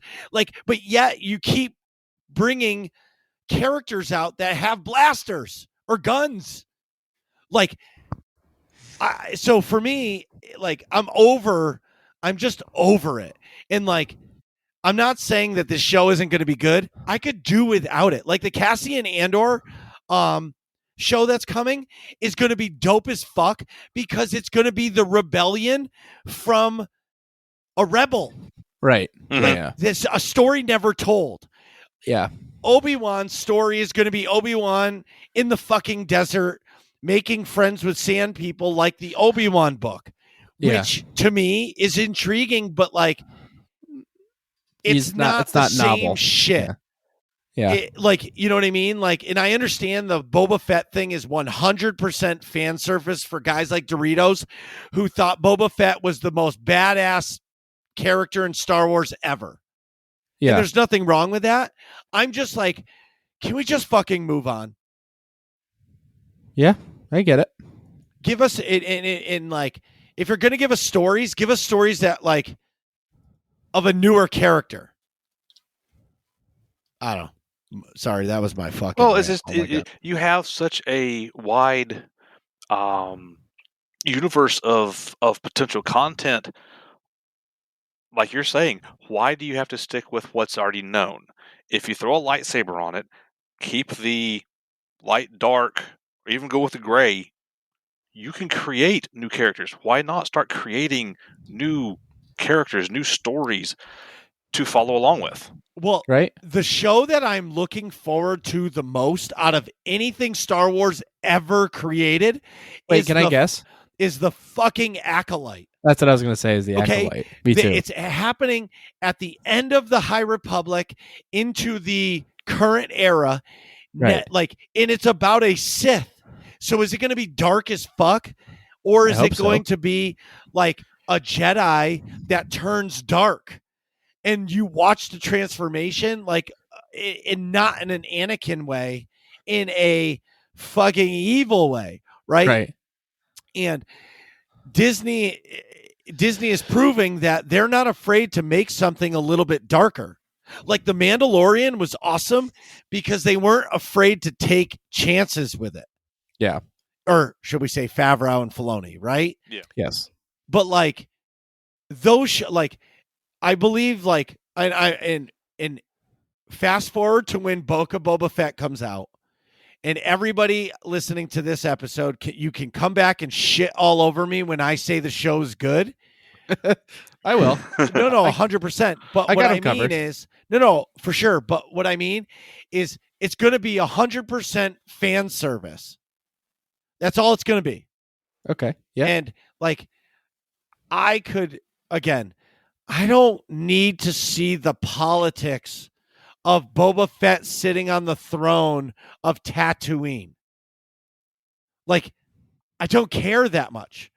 Jabba's dead. Leia choked his ass out. And like, let's move the fuck on. And like, Tatooine is always going to be a twin sun hellhole run by the most vile people in the galaxy. I get it. Wow, that was a fucking rant. I don't know what you're talking about. That was a wretched hive of scum and villainy, but it's okay. Yes. Yeah. I don't know. It's just, I guess for me, I'm just, that's the old man in me. I just want new content, new. And everybody's like, oh, Marcus, it is new. It's a new show, never been told. But it's the same characters we've been seeing since 1977. Right. I Yes, get you. it's now 1980. Boba Fett as an old man. Congratulations. Yeah. Well, but okay. But I did like, so let me go into this. But I did like how Boba Fett saved the Mandalorian. Mhm. Right? Like he was like, look it, I want my armor, and the Mando was like, fuck you, you can't have it. But then he saved his ass and he's like, all right, you earn this armor. Like that whole plot line was awesome. Yeah, I think so too. And honestly, like hear me out. I think the Mandalorian show should have ended at season 2. I don't think there should be a season 3 because I don't foresee where this show goes. So is he going to just be a bounty hunter?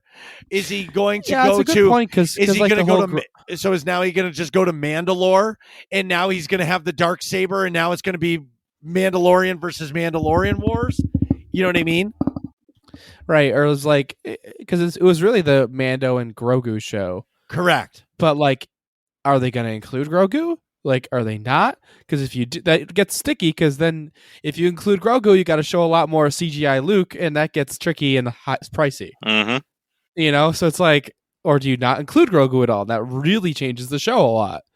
Well, I think if you see Grogu, it's going to be like That's for a 3-minute shot of him training with Luke at one point, right? Just as a fan service. But yeah, like, maybe in a hologram because they FaceTime each other or whatever. Right, exactly. You know what I mean? But like, that's what I mean. Like, so they're doing season 3, and now I'm not saying Favreau and Filoni are amazing people and they're going to make the show awesome. Yeah. But like, that was my natural end to that show. Yeah. Like, how can you ever top Luke coming back since 1983? And just destroying everything. And us seeing the Luke that we wanted in Force Awakens. Right. Right. Yeah, exactly. Right. Like every single nerd on the planet stood up in their seat. I don't give a shit if you could have sat there when you realized it was Luke, when he stood up and dropped his hood and it was Luke, and you actually just sat in your chair, you are a better person than me. I jumped up and down like a little kid, cried, and was like, fuck yes. Me too. That moment in Star Wars history will go down as one of the best moments ever. Yeah. Because it shows the Luke that we all wanted to see. Yeah. That was awesome. I honestly, even when it was the X-Wing, I didn't know which Jedi it was because I thought it could be Ezra also. I know there was like, it was, who did we hypothesize him? It was like Luke, Ezra, or somebody else that was missing still. Could pop back up. Ezra. No, I know Luke, Ezra, and there's a third person that wasn't that likely. It was basically Luke or Ezra, and I was like, who's it going to be? Cal Kestis. Cal Kestis, exactly. And I didn't know it was Luke until I saw his hand. His hand was had a glove on it, and they showed it as he was walking through stuff. I was like, "Oh, okay, it's Luke. That's cool." Yeah, but I honestly thought it was going to be Ezra for the longest time. Dude, Luke crushed with his hands a fucking dark trooper, and that thing collapsed. And in the Jedi Order, that Force move is a path to the dark side. Right, they weren't allowed to do that, and it shows that Luke dabbled with the dark side back in Return of the Jedi. It was exactly what every single person ever wanted. Yeah, he dabbled in both sides just like his dad would have if the Jedi let them. Like Anakin wanted to kind of do that, Obviously he went full dark side, but you know what I'm trying to say. Yeah. It's awesome. It is awesome. Wow. See how passionate I am about this shit? I know. It's pretty fucking cool. But again, and one more sidebar. Fuck. I'm just killing us with this. This is the longest sidebar ever. So Ubisoft is making an online video game. for Star Wars, right? Mhm. We all know that. Oh yeah. Yep. Okay. Yep. So you want my tinfoil hat right now? Sure.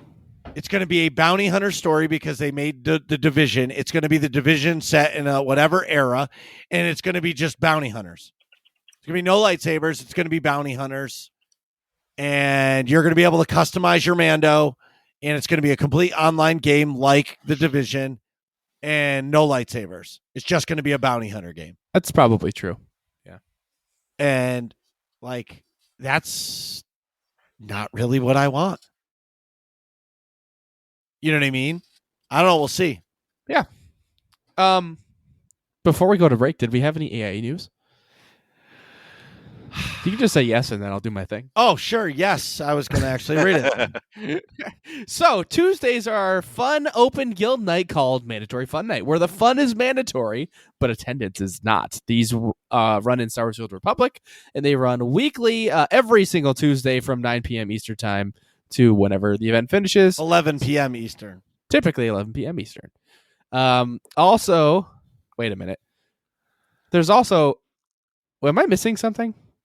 No. Are we not doing the hard mode, Nope. master mode flashpoints? Oh, yeah. So the first Friday of every month, which is tomorrow, which is in an hour and a half from now, we do master mode flashpoints hosted by Mal, and they do it so you can earn, there's certain mounts in the game that you can get by doing and clearing master mode flashpoints by certain ones.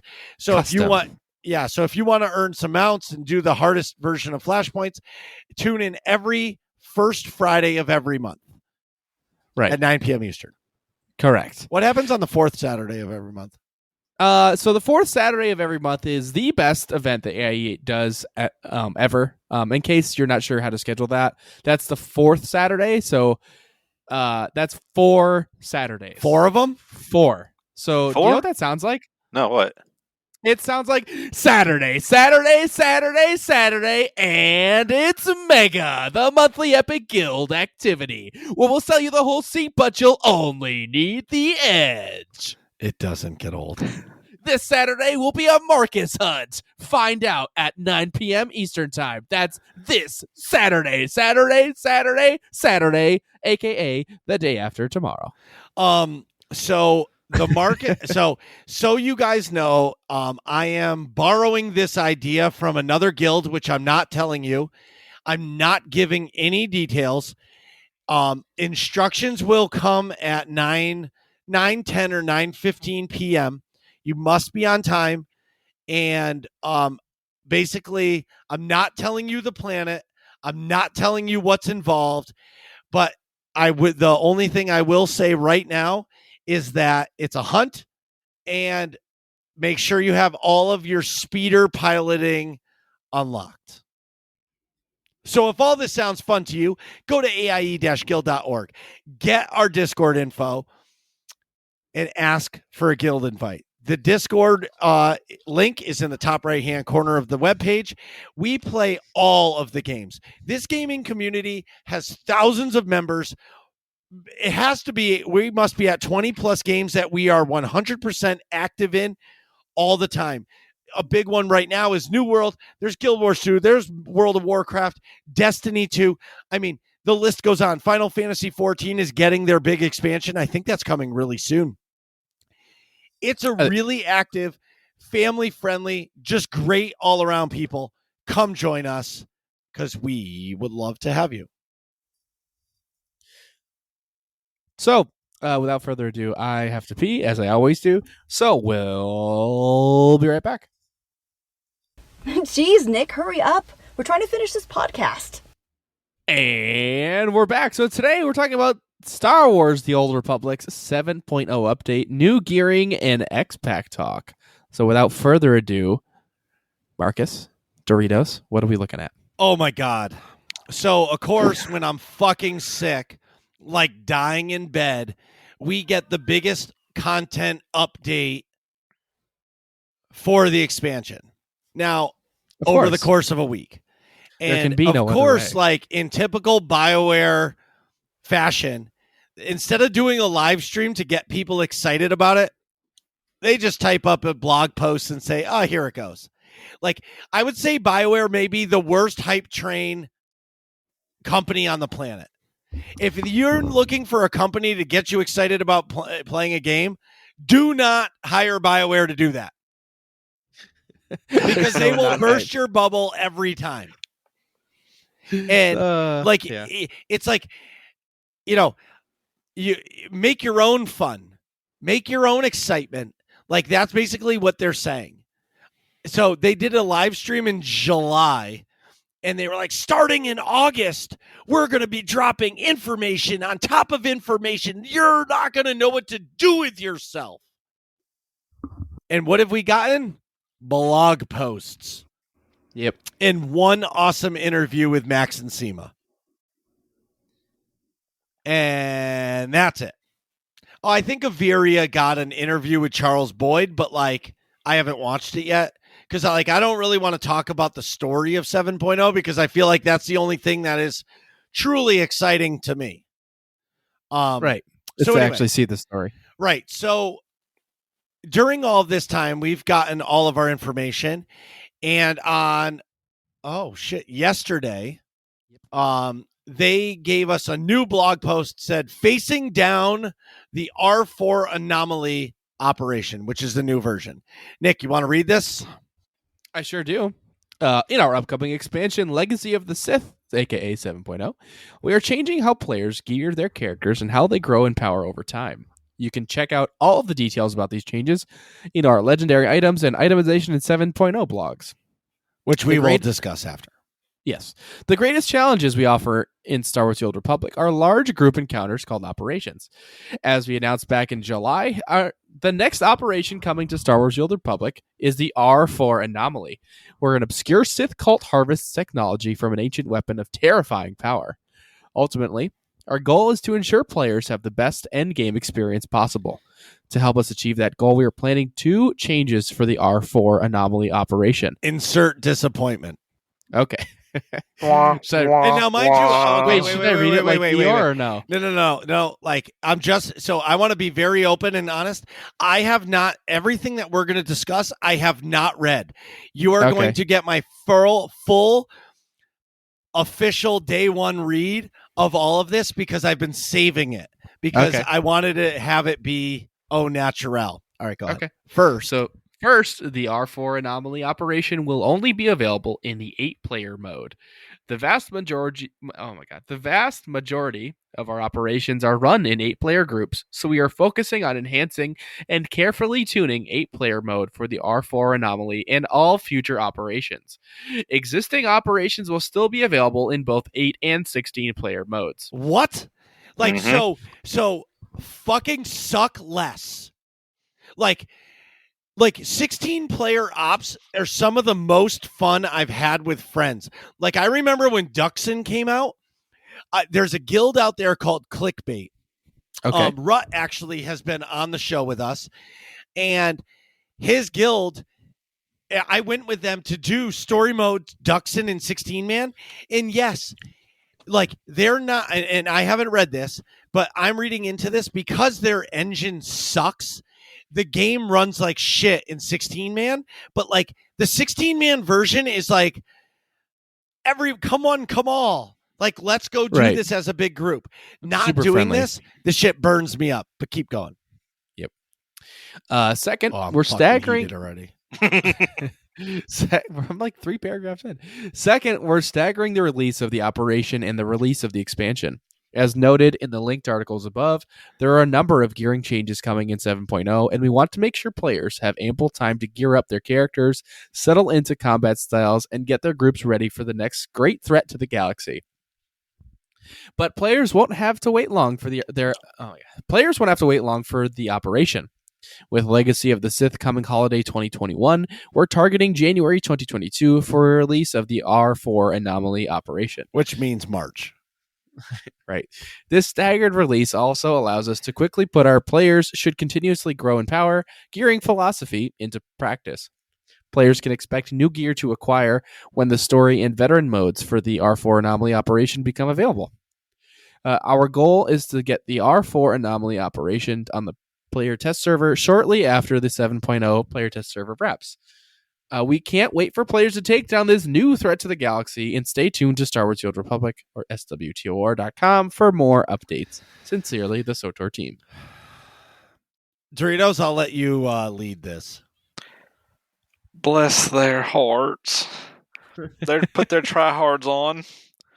Yeah. But I honestly, I did kind of see this because I've been in the game since beta launch, and one thing that has become consistent, at least, is the delay in releasing content. Now, I'm glad they're going to wait a little bit to hopefully give themselves time to get it more right when they release the operation. But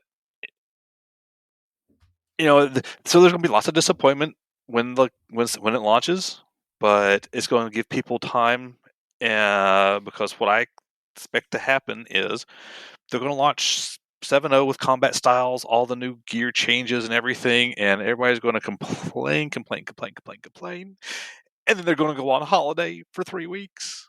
And then sometime in January, they'll come back from holiday and have piles of complaints on this gearing's not working, that gearing's not working. How could you do this to us? And then they're going to roll out the operation and go, here's the next level of gear. And everybody's going to be mildly sated. Okay, so I'm okay with them staggering the release of this operation. That's fine.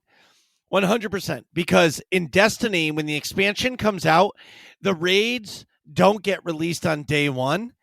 They allow you to enjoy the expansion for a couple weeks and get some gear and do your thing before they drop the raid.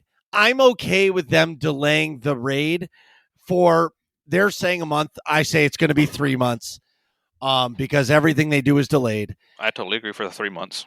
Right. And honestly, I kind of hope, in my mindset on gearing and the way they release operations is very different, and it's not like anybody else's opinion, but I liked the tiered release. I liked how they did one boss at a time for Gods from the Machine, because it allowed you to learn that one boss fight, move on, get it on farm, and when the new one came out, you worked on that one. And then once you killed that one, then the next one. And it just progressed that way. And by the end of it, it made each individual fight that much better. I'll give an example. When you watch a show on Disney Plus that gets released weekly, you enjoy each episode more and more. Nick and I and whatever guest we have break down each episode of these new shows, looking at it with a fine-tooth comb, where when you watch Stranger Things on Netflix, you remember 6 parts of the whole show because you binged the whole thing in 2 days or in a day. Mm-hmm. Right. So each episode just flows into the next. You don't actually get to enjoy each episode and what's going to happen next week. Is Grogu going to get the ball, or is Elle's going to have to use her powers to whatever. You lose that when it's all at once. So I'm fine with them delaying that. What I'm not okay with is it's another thing we are losing as a player base for group content. So now when you want to do the new operation with your friends, you're going to be stuck to 8 people. So now there's going to be 3, 4, 5 people that are going to be like, sorry guys, we're already full. You guys are going to have to make your own group or go do something else tonight. Right. Yeah, if you got more than 8, yeah. Right. And in my opinion, stagger the release of the operation for 6 months and fix the fucking engine of the game that's 10 years old. That's what people want. People don't want to lose a game mode. Mm-hmm. You know what I mean? And yes, they're going to continue to keep the current raids, but guess what? There's only 11 fucking raids. How many times are you going to do the first 11 raids over and over and over and over again before it just becomes blah? About a year or two ago. Yes, that's what I mean. But part of this though goes back to what they said in the 4th paragraph at the very beginning, that this is they're letting people continuously grow in power. So that's going to go back to what we're going to talk about here in a little while of the rest of how the gearing's going to go, because it's gated behind group content.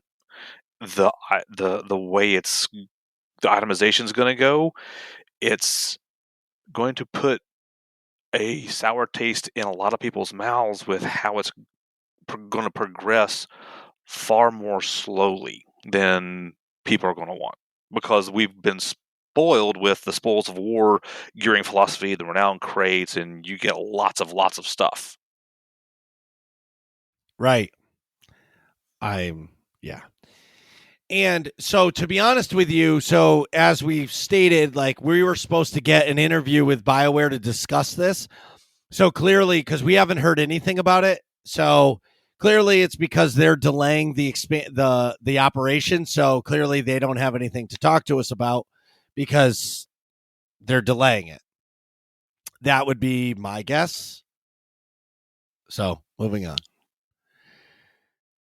Moving right along. So we got I just heard a blog. Squid Game. You did? Oh, that may or may not have been coming from my phone because I was trying to download that song. The fun fact, I can't find it anywhere. The next thing we want to chat about is the upcoming blog post. Yep. About new features. Yep. So it says, hey folks, I wanted to share some of the new features and changes coming in 7.0 that we haven't talked about yet. There's a lot to share, and the team is really excited to share them with you. Some of these we've been eager to talk about for quite some time, so go ahead and read on. Nick, you sound so excited to read this. You have no idea. Your energy level is like a 4. Dude, I've been shutting my mic off, turning it on and back off. Like, I've been getting progressively more and more congested, and I've sneezed and coughed like 18 times. Really? And yeah. So it's not my dogs because you're not here. Yeah, so he'll start talking like this, and then he'll just be reading this whole update like this, and then Exactly. So I'm like, I've shut the mic off and like blow my nose and then feel better. See, it's starting to creep up on me again. But anywho, let me get through this section. So the daily and weekly mission reset. So first, we're making some changes to how daily and weekly missions reset. Currently, uncompleted daily and weekly missions sit in that character logs until the mission is completed. Once the mission is completed, that character can no longer pick up the weekly again for that week or daily for that day. In 7.0, uncompleted daily and weekly missions will be removed from players once daily or weekly reset time passes. Currently Tuesday at 12 a.m. The primary reason for this is cut off because Marcus copied and pasted this poorly. Hold on. I really can't read a good chunk of this. Hold on. Marcus. What? You cut like most of this paragraph is not in the notes. What? When you copy and pasted it, it's not in the notes. Like, it's just cut off. Well, I just copied it from the website. I know, and then you kept all the formatting. You can click paste without formatting, and it just does the text. You can do that? Yes. You right-click when you paste, and there's different options. Well, anywho, apparently what's missing will help address credit creation issues in the economy. We will be sharing more details about these changes in a follow-up post in the near future. So let me just say, so something else that we're getting is shared tagging, which this is a good quality of life thing. So basically, Nick, if you and Doritos are attacking something and I come in a little bit late and I start hitting it, I don't get credit. Now you're going to be able to get credit for it. Oh, that's good. Yep. Very cool. And then I'll go through these real quick. So there's a combat change, which is called Vanish. Currently, Vanish allows players to circumvent intended game mechanics, which is bullshit, especially ones that require a target. So basically, this is the stealth res. So during an operation and I die and somebody can drop out of combat in a top secret way and res you. They're taking that out of the game because they're now magically 10 years later, they're making it's unintended, even though it's been in there since fucking day one of the game. Yeah. I think this is a dumb move, but again, it's because they have to come up with things to screw up the game. And I'm not a fan of this because I do operations, and God, honestly, we cleared some we cleared some fights that were won because of a stealth res. Right. So because we understand the benefit of resurrecting more frequently in group content, so we're removing the operation-wide lockout timer from combat resing. As a balance measure, we've made it so only the healers have access to combat revives. We'll be monitoring this and we'll adjust the cooldown as needed. So basically what they're saying is they're removing the combat timer to res, but like if a merc has a 4-minute cooldown to res somebody, you'll be able to res every 4 minutes, which for me, I think that's more game breaking than a stealth res. Yeah. What do you think, Doritos? Well, I think there's two things, because I don't know if you mentioned that part about the vanish mechanic. That's basically dropping out of combat completely. So now, me playing a Sin tank, if I stealth out to do a thing, I'm no longer going to be. I'm still going to be in combat. So I will always be in combat in the encounter, no matter what happens. So that's kind of a good and bad thing, because it removes some of the raid utility from the stealth classes. But at the same time, okay, I can kind of understand, but if you didn't want it to do that, it's taking you 10 years. Why change it now? But the lowering the combat reses timer, that's not. I'm holding judgment to see exactly how they execute that one. Is it going to be like the 30-second, like right now in story mode ops? If you go into story mode op, it's a 30-second combat res. So if somebody dies, you res them. 30 seconds later, you can res the next person. If they keep that in all modes now, okay, I'm good with that. But if they say, it's 2 minutes, Well, I think it should be the time. Like now, so if there's a res that you can use every 2 minutes in a nightmare fight, it's no longer a nightmare fight. So Yeah. the other side of that, I'm reading into this, or are they doing it because they're taking so many abilities away that it's going to be so hard to clear the ops? You're going to need to be able to res because the healers aren't going to be able to keep people alive. That's always that is a distinct possibility too, given some of the changes we've seen thus far on the PTS, that this may be sorry, healers, sorry, but you might not have enough power behind your heals to keep everybody alive all the time. So when folks die, we'll just let you res them more often and top them off and deal with that. One problem is lots of the classes, when you get resed, come back with horrible resource issues. Right. And now, and the other thing is what if both healers die? You can't res? Nope, because only classes spec'd into the healing combat style can res. So dumb. So Okay. So it means if you're on a merc and I'm one of the two healers, that if you're DPSing, you can't res me. Huh. Yeah. Yep. See, there it is. So then one positive thing is we're finally getting the weapons in the outfitter. So basically you can basically take your lightsaber or blaster that you get as a gear rating, keep it there, but add a weapon to like your cosmetic self. So like you can get any lightsaber, any weapon you want that you really want to see, but now the stats don't matter. This is a great thing. The community's been asking for it for a long time. I'm pretty excited for this, and it's mostly because now my characters are going to be able to have the lightsaber that I want rather than the lightsaber that I need to have. Right. All right, Nick, you want to read the next thing? I sure do. The legendary items section. So introducing legendary items. Along with the changes to combat styles, we wanted to give our players an inside look into one of the big updates coming to gearing in 7.0. Introducing legendary items, a new way to customize the playstyle of your character. Following the philosophy of allowing players more opportunities to personalize their gameplay, we wanted to dive into how these will be implemented in the Legacy of the Sith. Legendary items are implants that have a legendary bonus on them. This bonus can only appear on these items. Previously, You would see these types of bonuses when you collected set bonuses, which were previously gated by collecting 2, 4, or 6 pieces of specific armor. Starting in 7.0, you will now only gain these bonuses on legendary items and not sets. By having these appear on single item slots, you will have greater customization of the bonuses you receive. You'll be able to provide a broader range of options, including some older fan favorites. When we're getting closer to testing out legendary items, when we get closer to testing out legendary items, we'll be asking the community about their favorite set bonuses from previous game updates. More on that to come. So how do legendary items work? Players will be able to equip 2 legendary items at a time.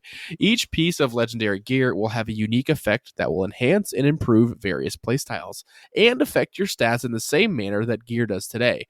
No more needing to stack multiple pieces of gear in order to get a set bonus's effect, since it will be rolled into a single legendary item.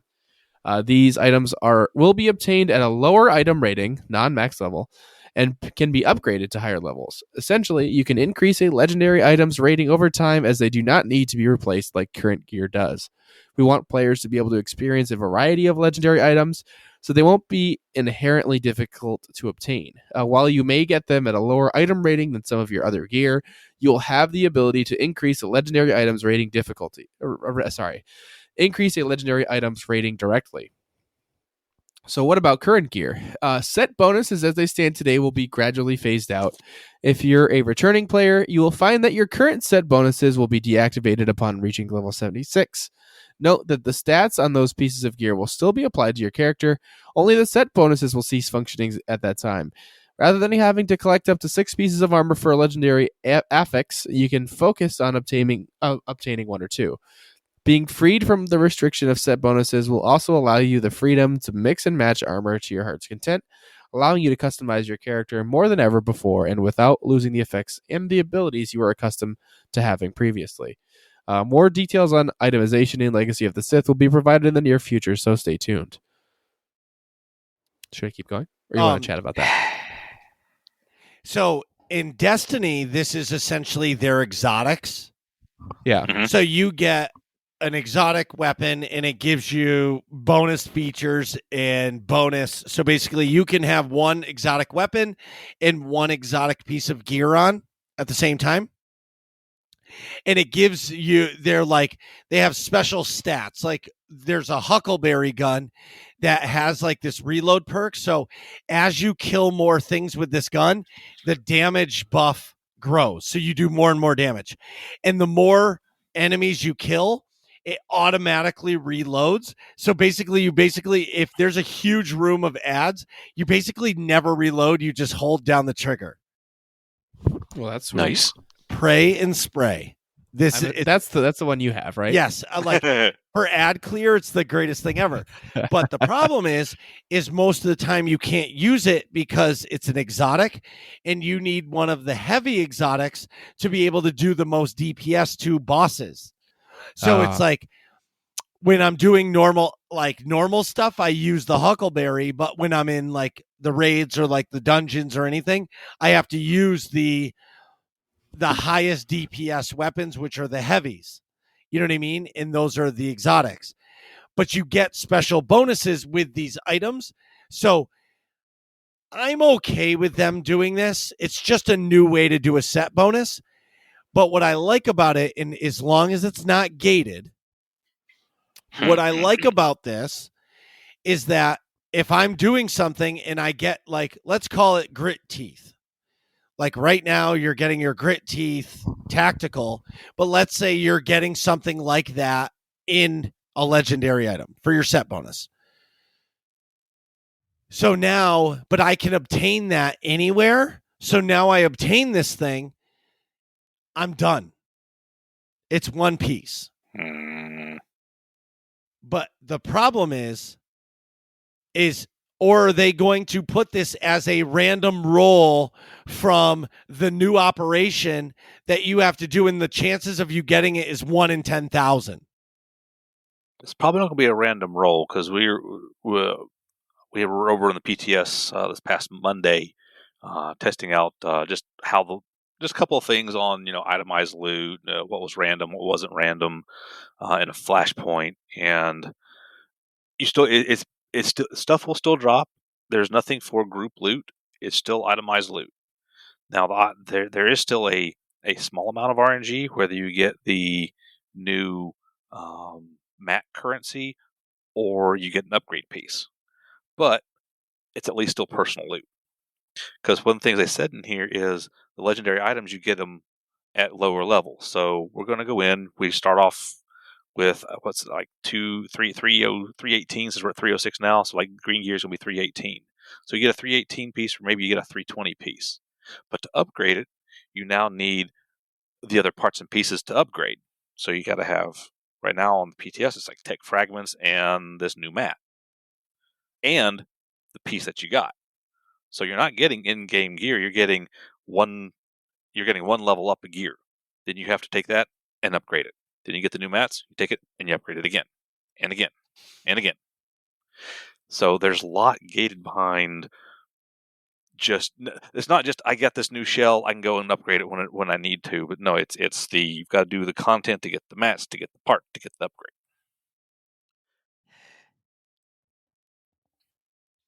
Well, it's at the end of the day, this is an MMO, and this is what they do. Exactly.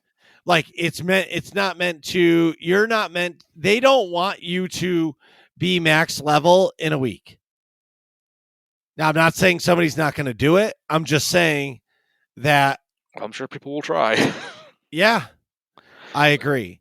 But we can talk about that after. But the legendary items, I'm fine with because it's something new, right? They've never done it. I don't no longer have to worry about getting a 6-piece set to complete something.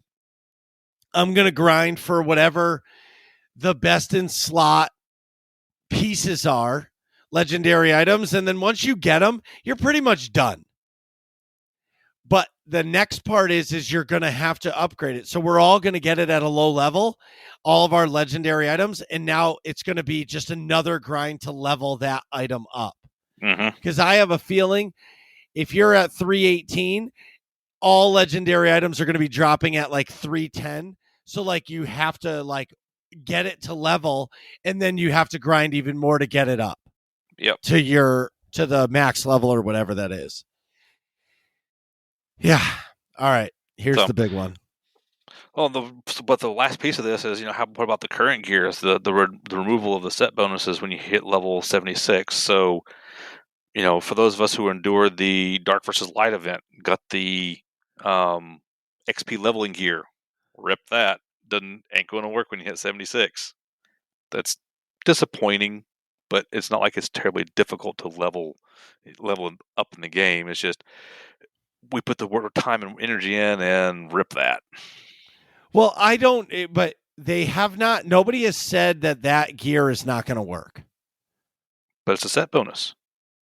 But what I'm saying is that maybe that's going to be the one thing that works. Here's hoping. I would imagine, because people are going to be pissed. Nick, you alive? Oh yeah, I'm here. All right. I didn't know if maybe you were sneezing. So I'm always sneezing. So on November 7th, we got the wait, the future? Yes, the future. November 2nd, I mean. We got the itemization in 7.0 blog post. Oh, yes, we did. So, like, this is the deep down, dirty of what's coming that we wanted to have a conversation about. I'm Dirty Dan, and I'm going to read this to you. Oh, my God.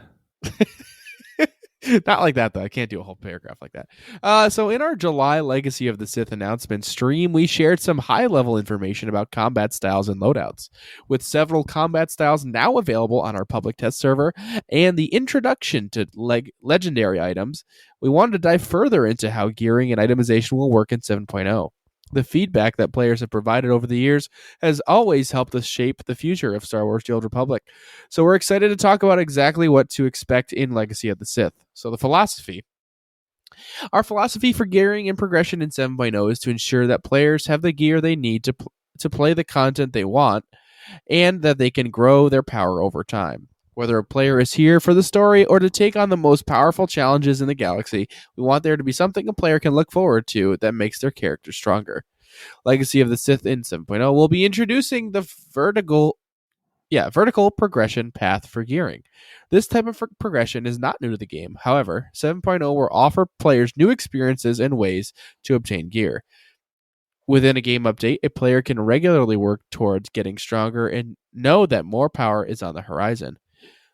Another key component of our philosophy is to remove randomness, referred to as RNG, from the equation as much as possible. When RNG is used often, it causes a variety of issues, such as the inflation in a game's economy, bloat in a character's inventory space, and removal of player control in acquiring and equipping gear. The Renown system was meant to mitigate issues caused by RNG by providing alternate opportunities to earn gear. However, it wasn't effective in that goal. Issues caused by RNG can lead to a frustrating gearing experience, and we want to remove these hurdles. There are 2 points players should keep in mind when it comes to upgrading their gear in 7.0. The first is that weekly content will be the fastest and most efficient way to obtain upgrades. Second, risk is rewarded. If a player chooses to complete content on a higher difficulty, they will be rewarded with better gear. That makes sense. So, shall I continue? Yeah.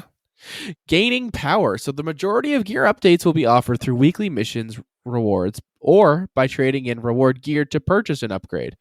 When a player receives an upgrade as a mission reward, that upgrade will affect the player's lowest rated equipped piece of gear. If it's being traded in, the player can decide which piece of gear to upgrade instead. Instead of dealing with a large quantity of drops from bosses, players will receive one of 2 possible progress rewards, a type of currency that can be traded to a vendor as part of the gear upgrade flow, or rewards that can be used towards an upgrade. What does this mean for the randomness component that players are used to experiencing? As mentioned above, RNG and the RNG associated with the Renown system did not have a significant positive impact on the player experience. To support our philosophy about RNG, we are removing Renown and nearly all RNG in the 7.0 expansion. Furthering our efforts to build a fulfilling experience for our players, we'll be featuring different content on a weekly basis in 7.0. This content will rotate on a schedule to prevent farming of one specific piece of content, which has a negative impact on a player's overall experience. As an example, Group Finder will only feature a limited set of flashpoints and story operations each week. Players who queue for this random set will earn a guaranteed upgrade to their lowest equipped gear slot as their weekly Group Finder reward. Players can run the content multiple times per week, but the guaranteed upgrade mission reward will only be awarded for the first 3 runs. Beyond the first 3 runs, players will receive currency that can be used towards upgrades.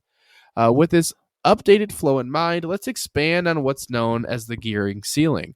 New and more powerful gear will be released with each new major update, but game balance will remain the same throughout 7.0 patches. Content that may have been too difficult or intimidating at launch will eventually be outgeared, giving players an opportunity to level up to higher difficulties and also learn the mechanics of the content at their own pace.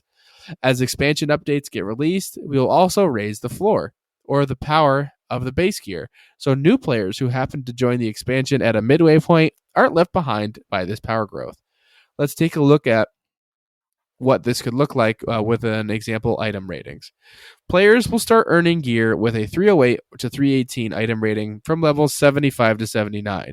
In 7.0, once a player reaches level 80, the base progression gear rewarded will be item rating 320. Gear obtained via conquests can be upgraded to an item rating of 326. In a further update, the base gear rewarded in that same content would be 322. The upgrade limit raised to 330. These specifics are subject to change as we go through additional testing and feedback. So nearly all gear that is rewarded and upgraded will be static and non-botable to allow for a more convenient upgrade path for the player. What? Comparing stats and upgrading gear will greatly improve and become easier to understand. Players will still be able to use moddable gear, but this type of gear is not required for the players to be effective in any content in the game. Yeah, right. Access to a moddable gear vendor will be granted at item rating 334, which is the highest possible gear rating attainable in the major game update following 7.0. We plan to provide that additional layer of stat customization to those players who prefer to min-max their characters between major updates. You may be wondering how aspects of customization other than mods are impacted by everything we discussed above. In short, amplifiers did not add value to the player experience, so we are removing them. We are removing the system from the game. We are reevaluating how to handle stat customization post 7.0, which may include bringing back amplifiers in a different form. This evaluation will take into consideration the behaviors we see in-game and player feedback. We want the gear upgrade experience to be as smooth as possible, so we will be keeping the existing augments at 7.0 launch. As we stated above, we are taking a closer look at how to handle stat customization going forward, including improving the interaction between stat customization and other systems such as crafting. For the time being, the existing augments and augmentation kits will still be usable in 7.0 gear. All of that being said, how does it fit into the various types of content into the game? Below is a breakdown of how gearing will work with playable content, including an expected flow for each type. Wait. That was a lot. Okay. I'm So gonna sneeze for a second. I'll be back. yeah, no, that's cool. So what I just heard, right, is that they're basically okay. So the only way to acquire gear is to do their specific weekly gear, like to get real gear. Mhm. So they're basically forcing you to do your weekly stuff. Mhm. Fine. But what I'm seeing is their whole point is basically once you hit level 80, you have to earn your way to 320, which is the base. At level 80. Right. But then the max level is 330. So are you only going to be able to acquire that by doing nightmare operations? No, hold on. Go back. So that particular section, so that reads as once you hit level 80, the reward is going to be at 320. So I'm taking this at launch of 7.0. 320 is going to be your base. Once you hit level 80, 320 is your base, but max gear rating will only be 326. Then as they roll patches out, 7.1, 7.0 A, B, C, whatever it is, that's when they're going to start raising that gear ceiling. So it says in a future update, then the content's going to get raised up to 330. Then ultimately in the next paragraph ultimately the moddable gear will be available at 334. So you've got at least 2 to 3 updates to go before you reach 334 gear. Okay. So, and the fact that it's not moddable scares me.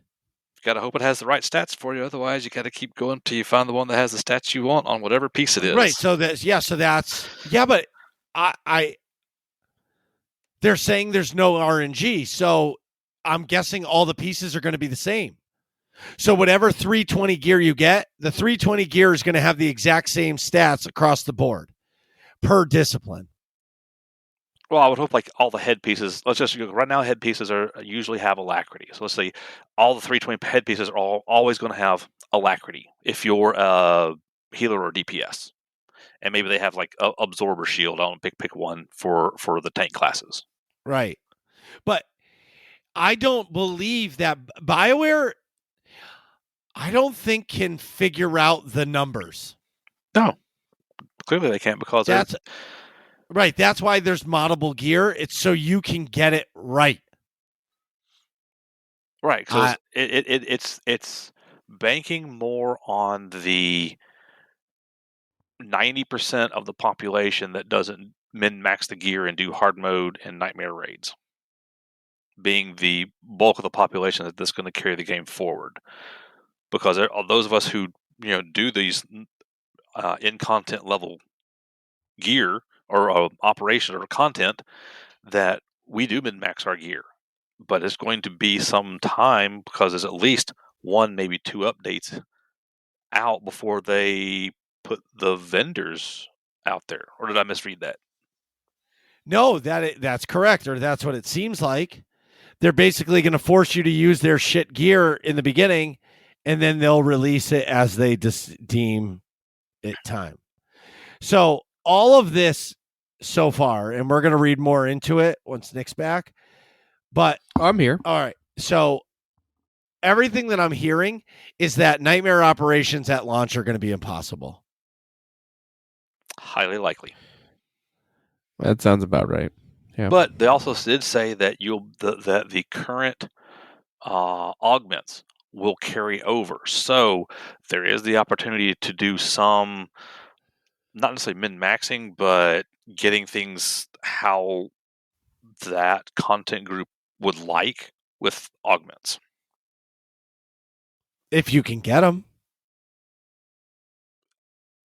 At least the purples, they're going to Yeah. still be around. Now the golds, given matte requirements, are they going to change the matte requirements for those? Don't know. Probably not. All right. Let's keep going with all this stuff, Nick. Let's go All right. flashpoints. So flashpoints. Running a random featured flashpoint via group finder each week will yield a guaranteed upgrade to the player's lowest equipped slot, unless the player is already equipped with fully upgraded gear. In this scenario, players will receive gear that can be disassembled into currency that can be used for future gear upgrades. Flashpoints will continue to drop crafting materials and vanity rewards as they do today. In addition to these, flashpoints will also drop upgrade currency or gear that can be disassembled into upgrade currency. Players can trade the following to upgrade gear: Flashpoint upgrade currency, daily/heroic currency, conquest currency, credits, and a piece of gear they choose to be upgraded. Specifics and exact numbering are likely to change when 7.0 is live, but for the sake of example, if the base item rating of level 80 gear for 7.0 is 320, then veteran Flashpoint players can upgrade their gear all the way to item rating 324. Master Flashpoint players could upgrade their gear to an item rating of 326. Essentially, gear dropped in either mode will be different and not identical to one another as in the past. In a future update, this max would increase to item rating 328 for veteran players and item rating 330 for master players. Wait a minute here. Mm-hmm. So basically what they're saying is the Flashpoint gear is going to be different than the other gear? No, I think that they're just highlighting like the difficulty level will be different. Like the gear you get from each difficulty level will be different. Just kind of hold that thought because it kind of marries into some of the other stuff coming down with operations, Conquest? PvP, and Conquest. Oh, But Okay. if you note in that second paragraph, though, for the upgrade, you're going to need the Flashpoint currency, the daily/heroic currency, a Conquest currency, credits, and the piece. Huh. You need 5 boy. things to upgrade an item. That's a lot. Oh, fuck me. All right, let's go to Conquest. Conquests. Players who wish to enjoy a solo-only experience will mostly upgrade gear by completing personal conquests. Using our example numbers above, if the base item rating is 320 in 7.0, upgrading via conquests can get players to a max item rating of 326. In a future update, this would increase the item rating to 330 for conquest players. PvP. The PvP gearing structure is similar to the Flashpoint geared flow discussed above. Weekly missions will award guaranteed gear upgrades, and crates for match completion will reward upgrade materials and side grades that can be disassembled into upgrade materials. PvP war zones and arenas will feature both a statistical floor and ceiling. This allows for a wide range of participants to join, gives a clear gearing and upgrade path exclusively through PvP activities if desired, and will stat cap anyone joining with higher rated gear than allowed. At 7.0's launch, PvP activities will award base gear starting at item rating 316 and allow for upgrades up to item rating 326. The floor and ceiling of gear earned via PvP war zones and arenas will all rise over time. We will share these details at a later time. Operations. Operations will be divided into 2 categories: legacy operations and current operations. Legacy operations, or all operations not introduced in the Legacy of the Sith expansion cycle, will allow upgrades with item rating caps determined by difficulty. Current operations will operate a bit differently. Gear tokens will drop directly from bosses and will be tradable among the group. For example, after defeating one boss, a player may be rewarded a token for pants with an item rating of 328.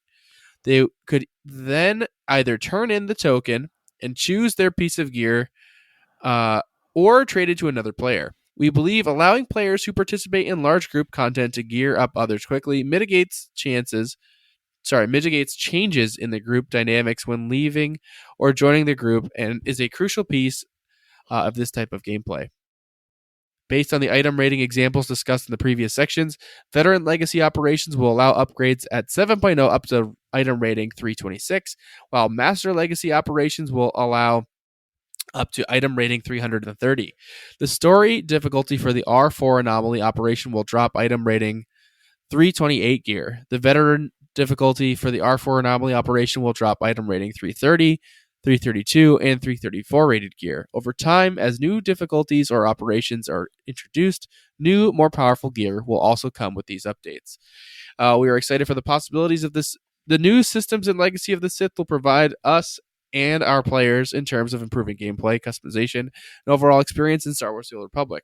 We look forward to sharing more information as we build up to celebrating both the launch of 7.0 and our 10-year anniversary.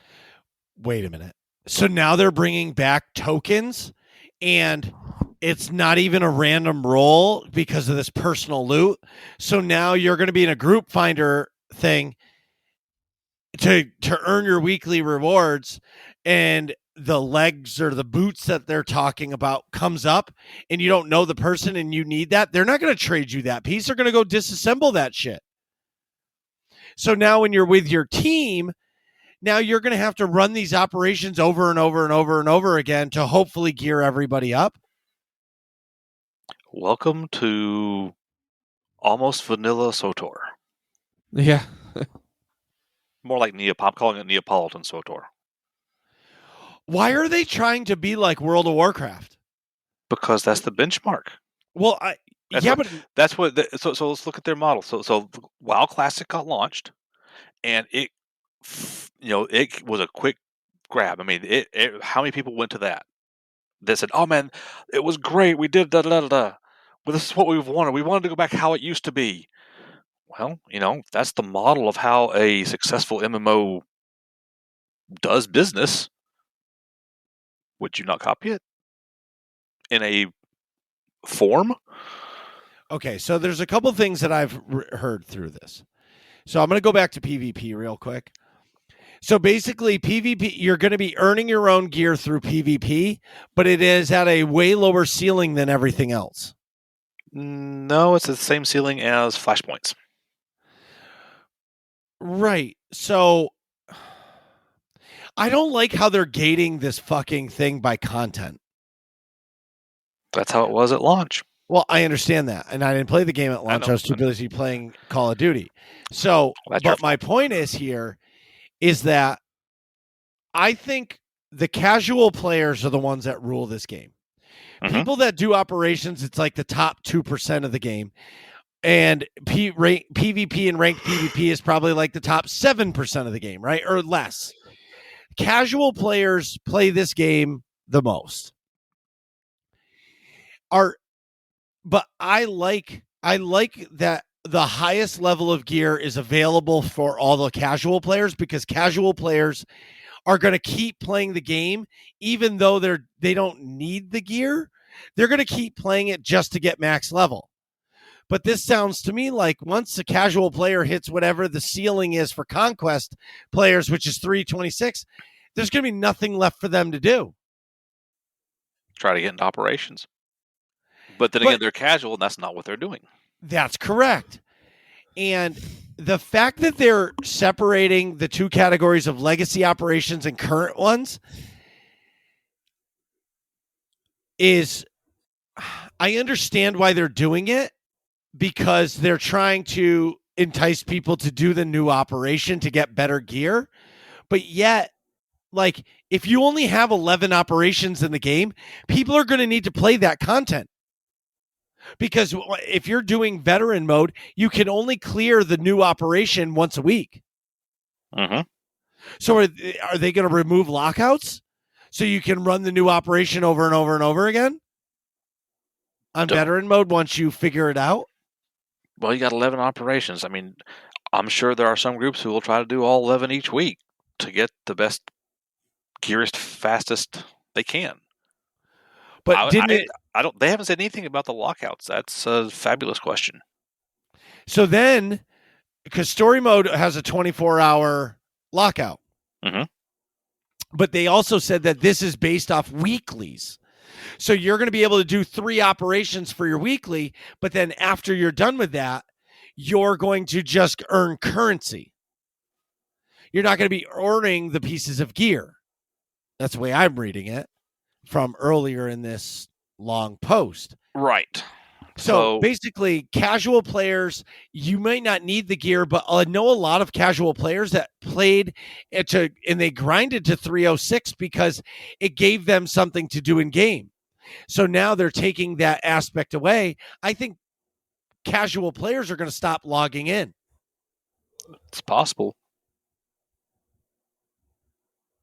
I don't like it. But I know that's not a popular I know it's not a popular opinion because the elitists are always like, Marcus, but what do they need the gear for? It's not about needing it, it's that they want it.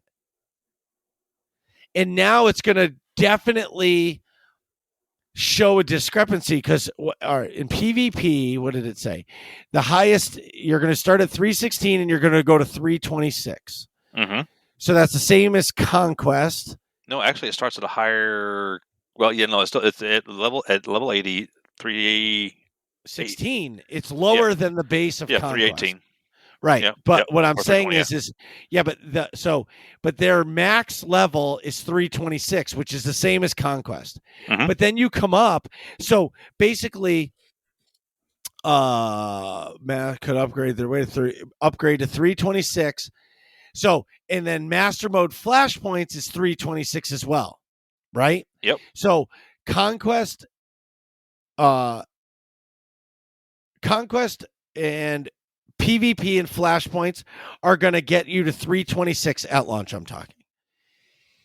And even through hard mode ops, are going to get you to 326 on launch. So, right. So basically, everybody is going to earn the ceiling to start. And then and then once you can get to Nightmare, you're going to earn a better gear rating. But my question is how is that going to work with the bosses in Nightmare or even in hard mode? So like, are you going to have to kill the first boss 100 times or 5 times to be able to get everybody the piece of gear to bump up your tier just to be able to clear a boss again? Well, they haven't said anything about what loot table it's going to be. So right now it's a random token. Right, that's what I mean. And it's not group loot. So it's not like you can actually help your team if you have a couple subs or a fill-in, because it sounds to me like this is going to everything is going to be based off a weekly. Yes. So you're going to have to complete 3 operations a week in the group finder in order to get the most rewards. Well, it's good. I don't think they're not going to have 3 operations in there. We don't know what the new group finder limited set looks like. It's going to be a combination of flashpoints and story mode operations. Well, yeah. So players who queue for a random set will earn guaranteed upgrade of their lowest gear slot as their weekly group finder reward. Right. But you only get to get 3 runs of a thing in Group Finder, and then you're capped on your Group Finder stuff no matter what you're doing. Now, it doesn't say you can't run into an operation. No, of course not. But I feel like in order to do this, they're going to have to. I think like hard mode they're going to have to do something with the lockouts. Yeah, I think the lockouts are going to stay. I think they're going to do the lockouts the same because story mode operations are probably going to have a 24-hour lockout, and all the other content for operations are going to have the weekly lockout. Again, this is the vanilla-esque SWTOR. So, okay. So now I've thought about this a little bit. I'm okay with their gearing mindset. I don't like how there's going to be so many different currencies to have to manage to do this. What I mean is now, in my opinion, like you're going to have 4 different paths of gear tokens that you're going to get. So there's going to be PvP tokens, operations tokens, or credits, whatever it's called. Yep. Conquest, and then Flashpoints. Right, flashpoints. But what about just running the story? They don't say anything about just running the story. Nope. So, which implies that it's not going to drop any gear tokens or any upgrade tokens for you. Because the way this game levels, you're going to be max level before the end of all of the story. Possibly. 100%. You're going to be level 80. Like when I finish a class story and I'm just using XP boost because I don't have the DVL outfit, I'm usually like by the end of the class story, I'm over 50. Mm-hmm. So by the end of all the expansions, you're at max level long before the end of the story. So what are you going to earn from doing story content? They haven't said. Nope. How does this help the casual player? This is really interesting. And everybody, so you know, this is the first time I've seen it. I've ignored it just because I've been waiting for this. Hey, Nick, Yes. So you hearing this as a very casual SWTOR player, what's your opinion on it? I mean, people are gonna have to entirely relearn how to play the game. You know. And do you think that's a good thing for the game? I mean, I feel like it's so late into the game that like it's a little silly to do a complete and utter gear overhaul. You know? Yes. I mean, is it probably going to be net good? Like it seems like they're really trying to simplify things. Like, yeah, simplifying is definitely better, and cutting out RNG is definitely better. But it seems like it's just crappy because they're so involved in all those other systems. You know what I mean? To now go and do that, yeah, at this point is gonna cause a lot of shakeup. You know? Yeah. It's like it feels like if the U.S. now in 2021 tried to convert entirely to the metric system. Like, is it better? Yes, but it's going to cause such a disaster that like, is it worth it? Is what I'm asking. Yeah. You know? No, I agree. So I'll get on the PTS myself and try this out. I know there's enough people on. I've been too busy too, but I'll download it maybe even tonight so I can get on there and test this stuff out. Because I'm gonna have to do it anyways for when the operation comes. I just stay tuned. Next week I'll have an update on my thoughts on this. Because I am excited that PvP has a clear path to gear. I think that's really good for the PvP players because they're not being forced to do content that they don't want to do. I'm just not sure on how this is all going to pan out. Agreed. It's going to be filling it out. I'm just disappointed that they're doing all this when they launch 7.0, and it's going to be around the holidays, and then they're going to go on holiday. Well, we don't even know when it's coming. Like, we're at November 4th. I would imagine we're going to get an announcement very soon. And if I had to guess, my guess is it's coming. This is my tinfoil hat. I think it's being released December. Well, no, they're going to say it's coming December 7th, but it's going to actually come out on the 14th, the week before Christmas. That's kind of the mentally what I've been targeting too, is that Tuesday. Yeah. Doritos, tell everybody where they can find you. Nowhere. I have very minimal social footprint. I'm in Discord. If you hunt for Doritos, you will find me. Or you can hop in game, and I will on some flavor of Doritos usually. And it's the truth. You can find him in either of our streams all the time. He spends a lot more time with you than he does with me. Oh, Crying. All right, thanks so much for coming on the show. thanks for having me. Thanks for coming on. What are you guys talking about in here? Find out next episode of Working Class Nerds.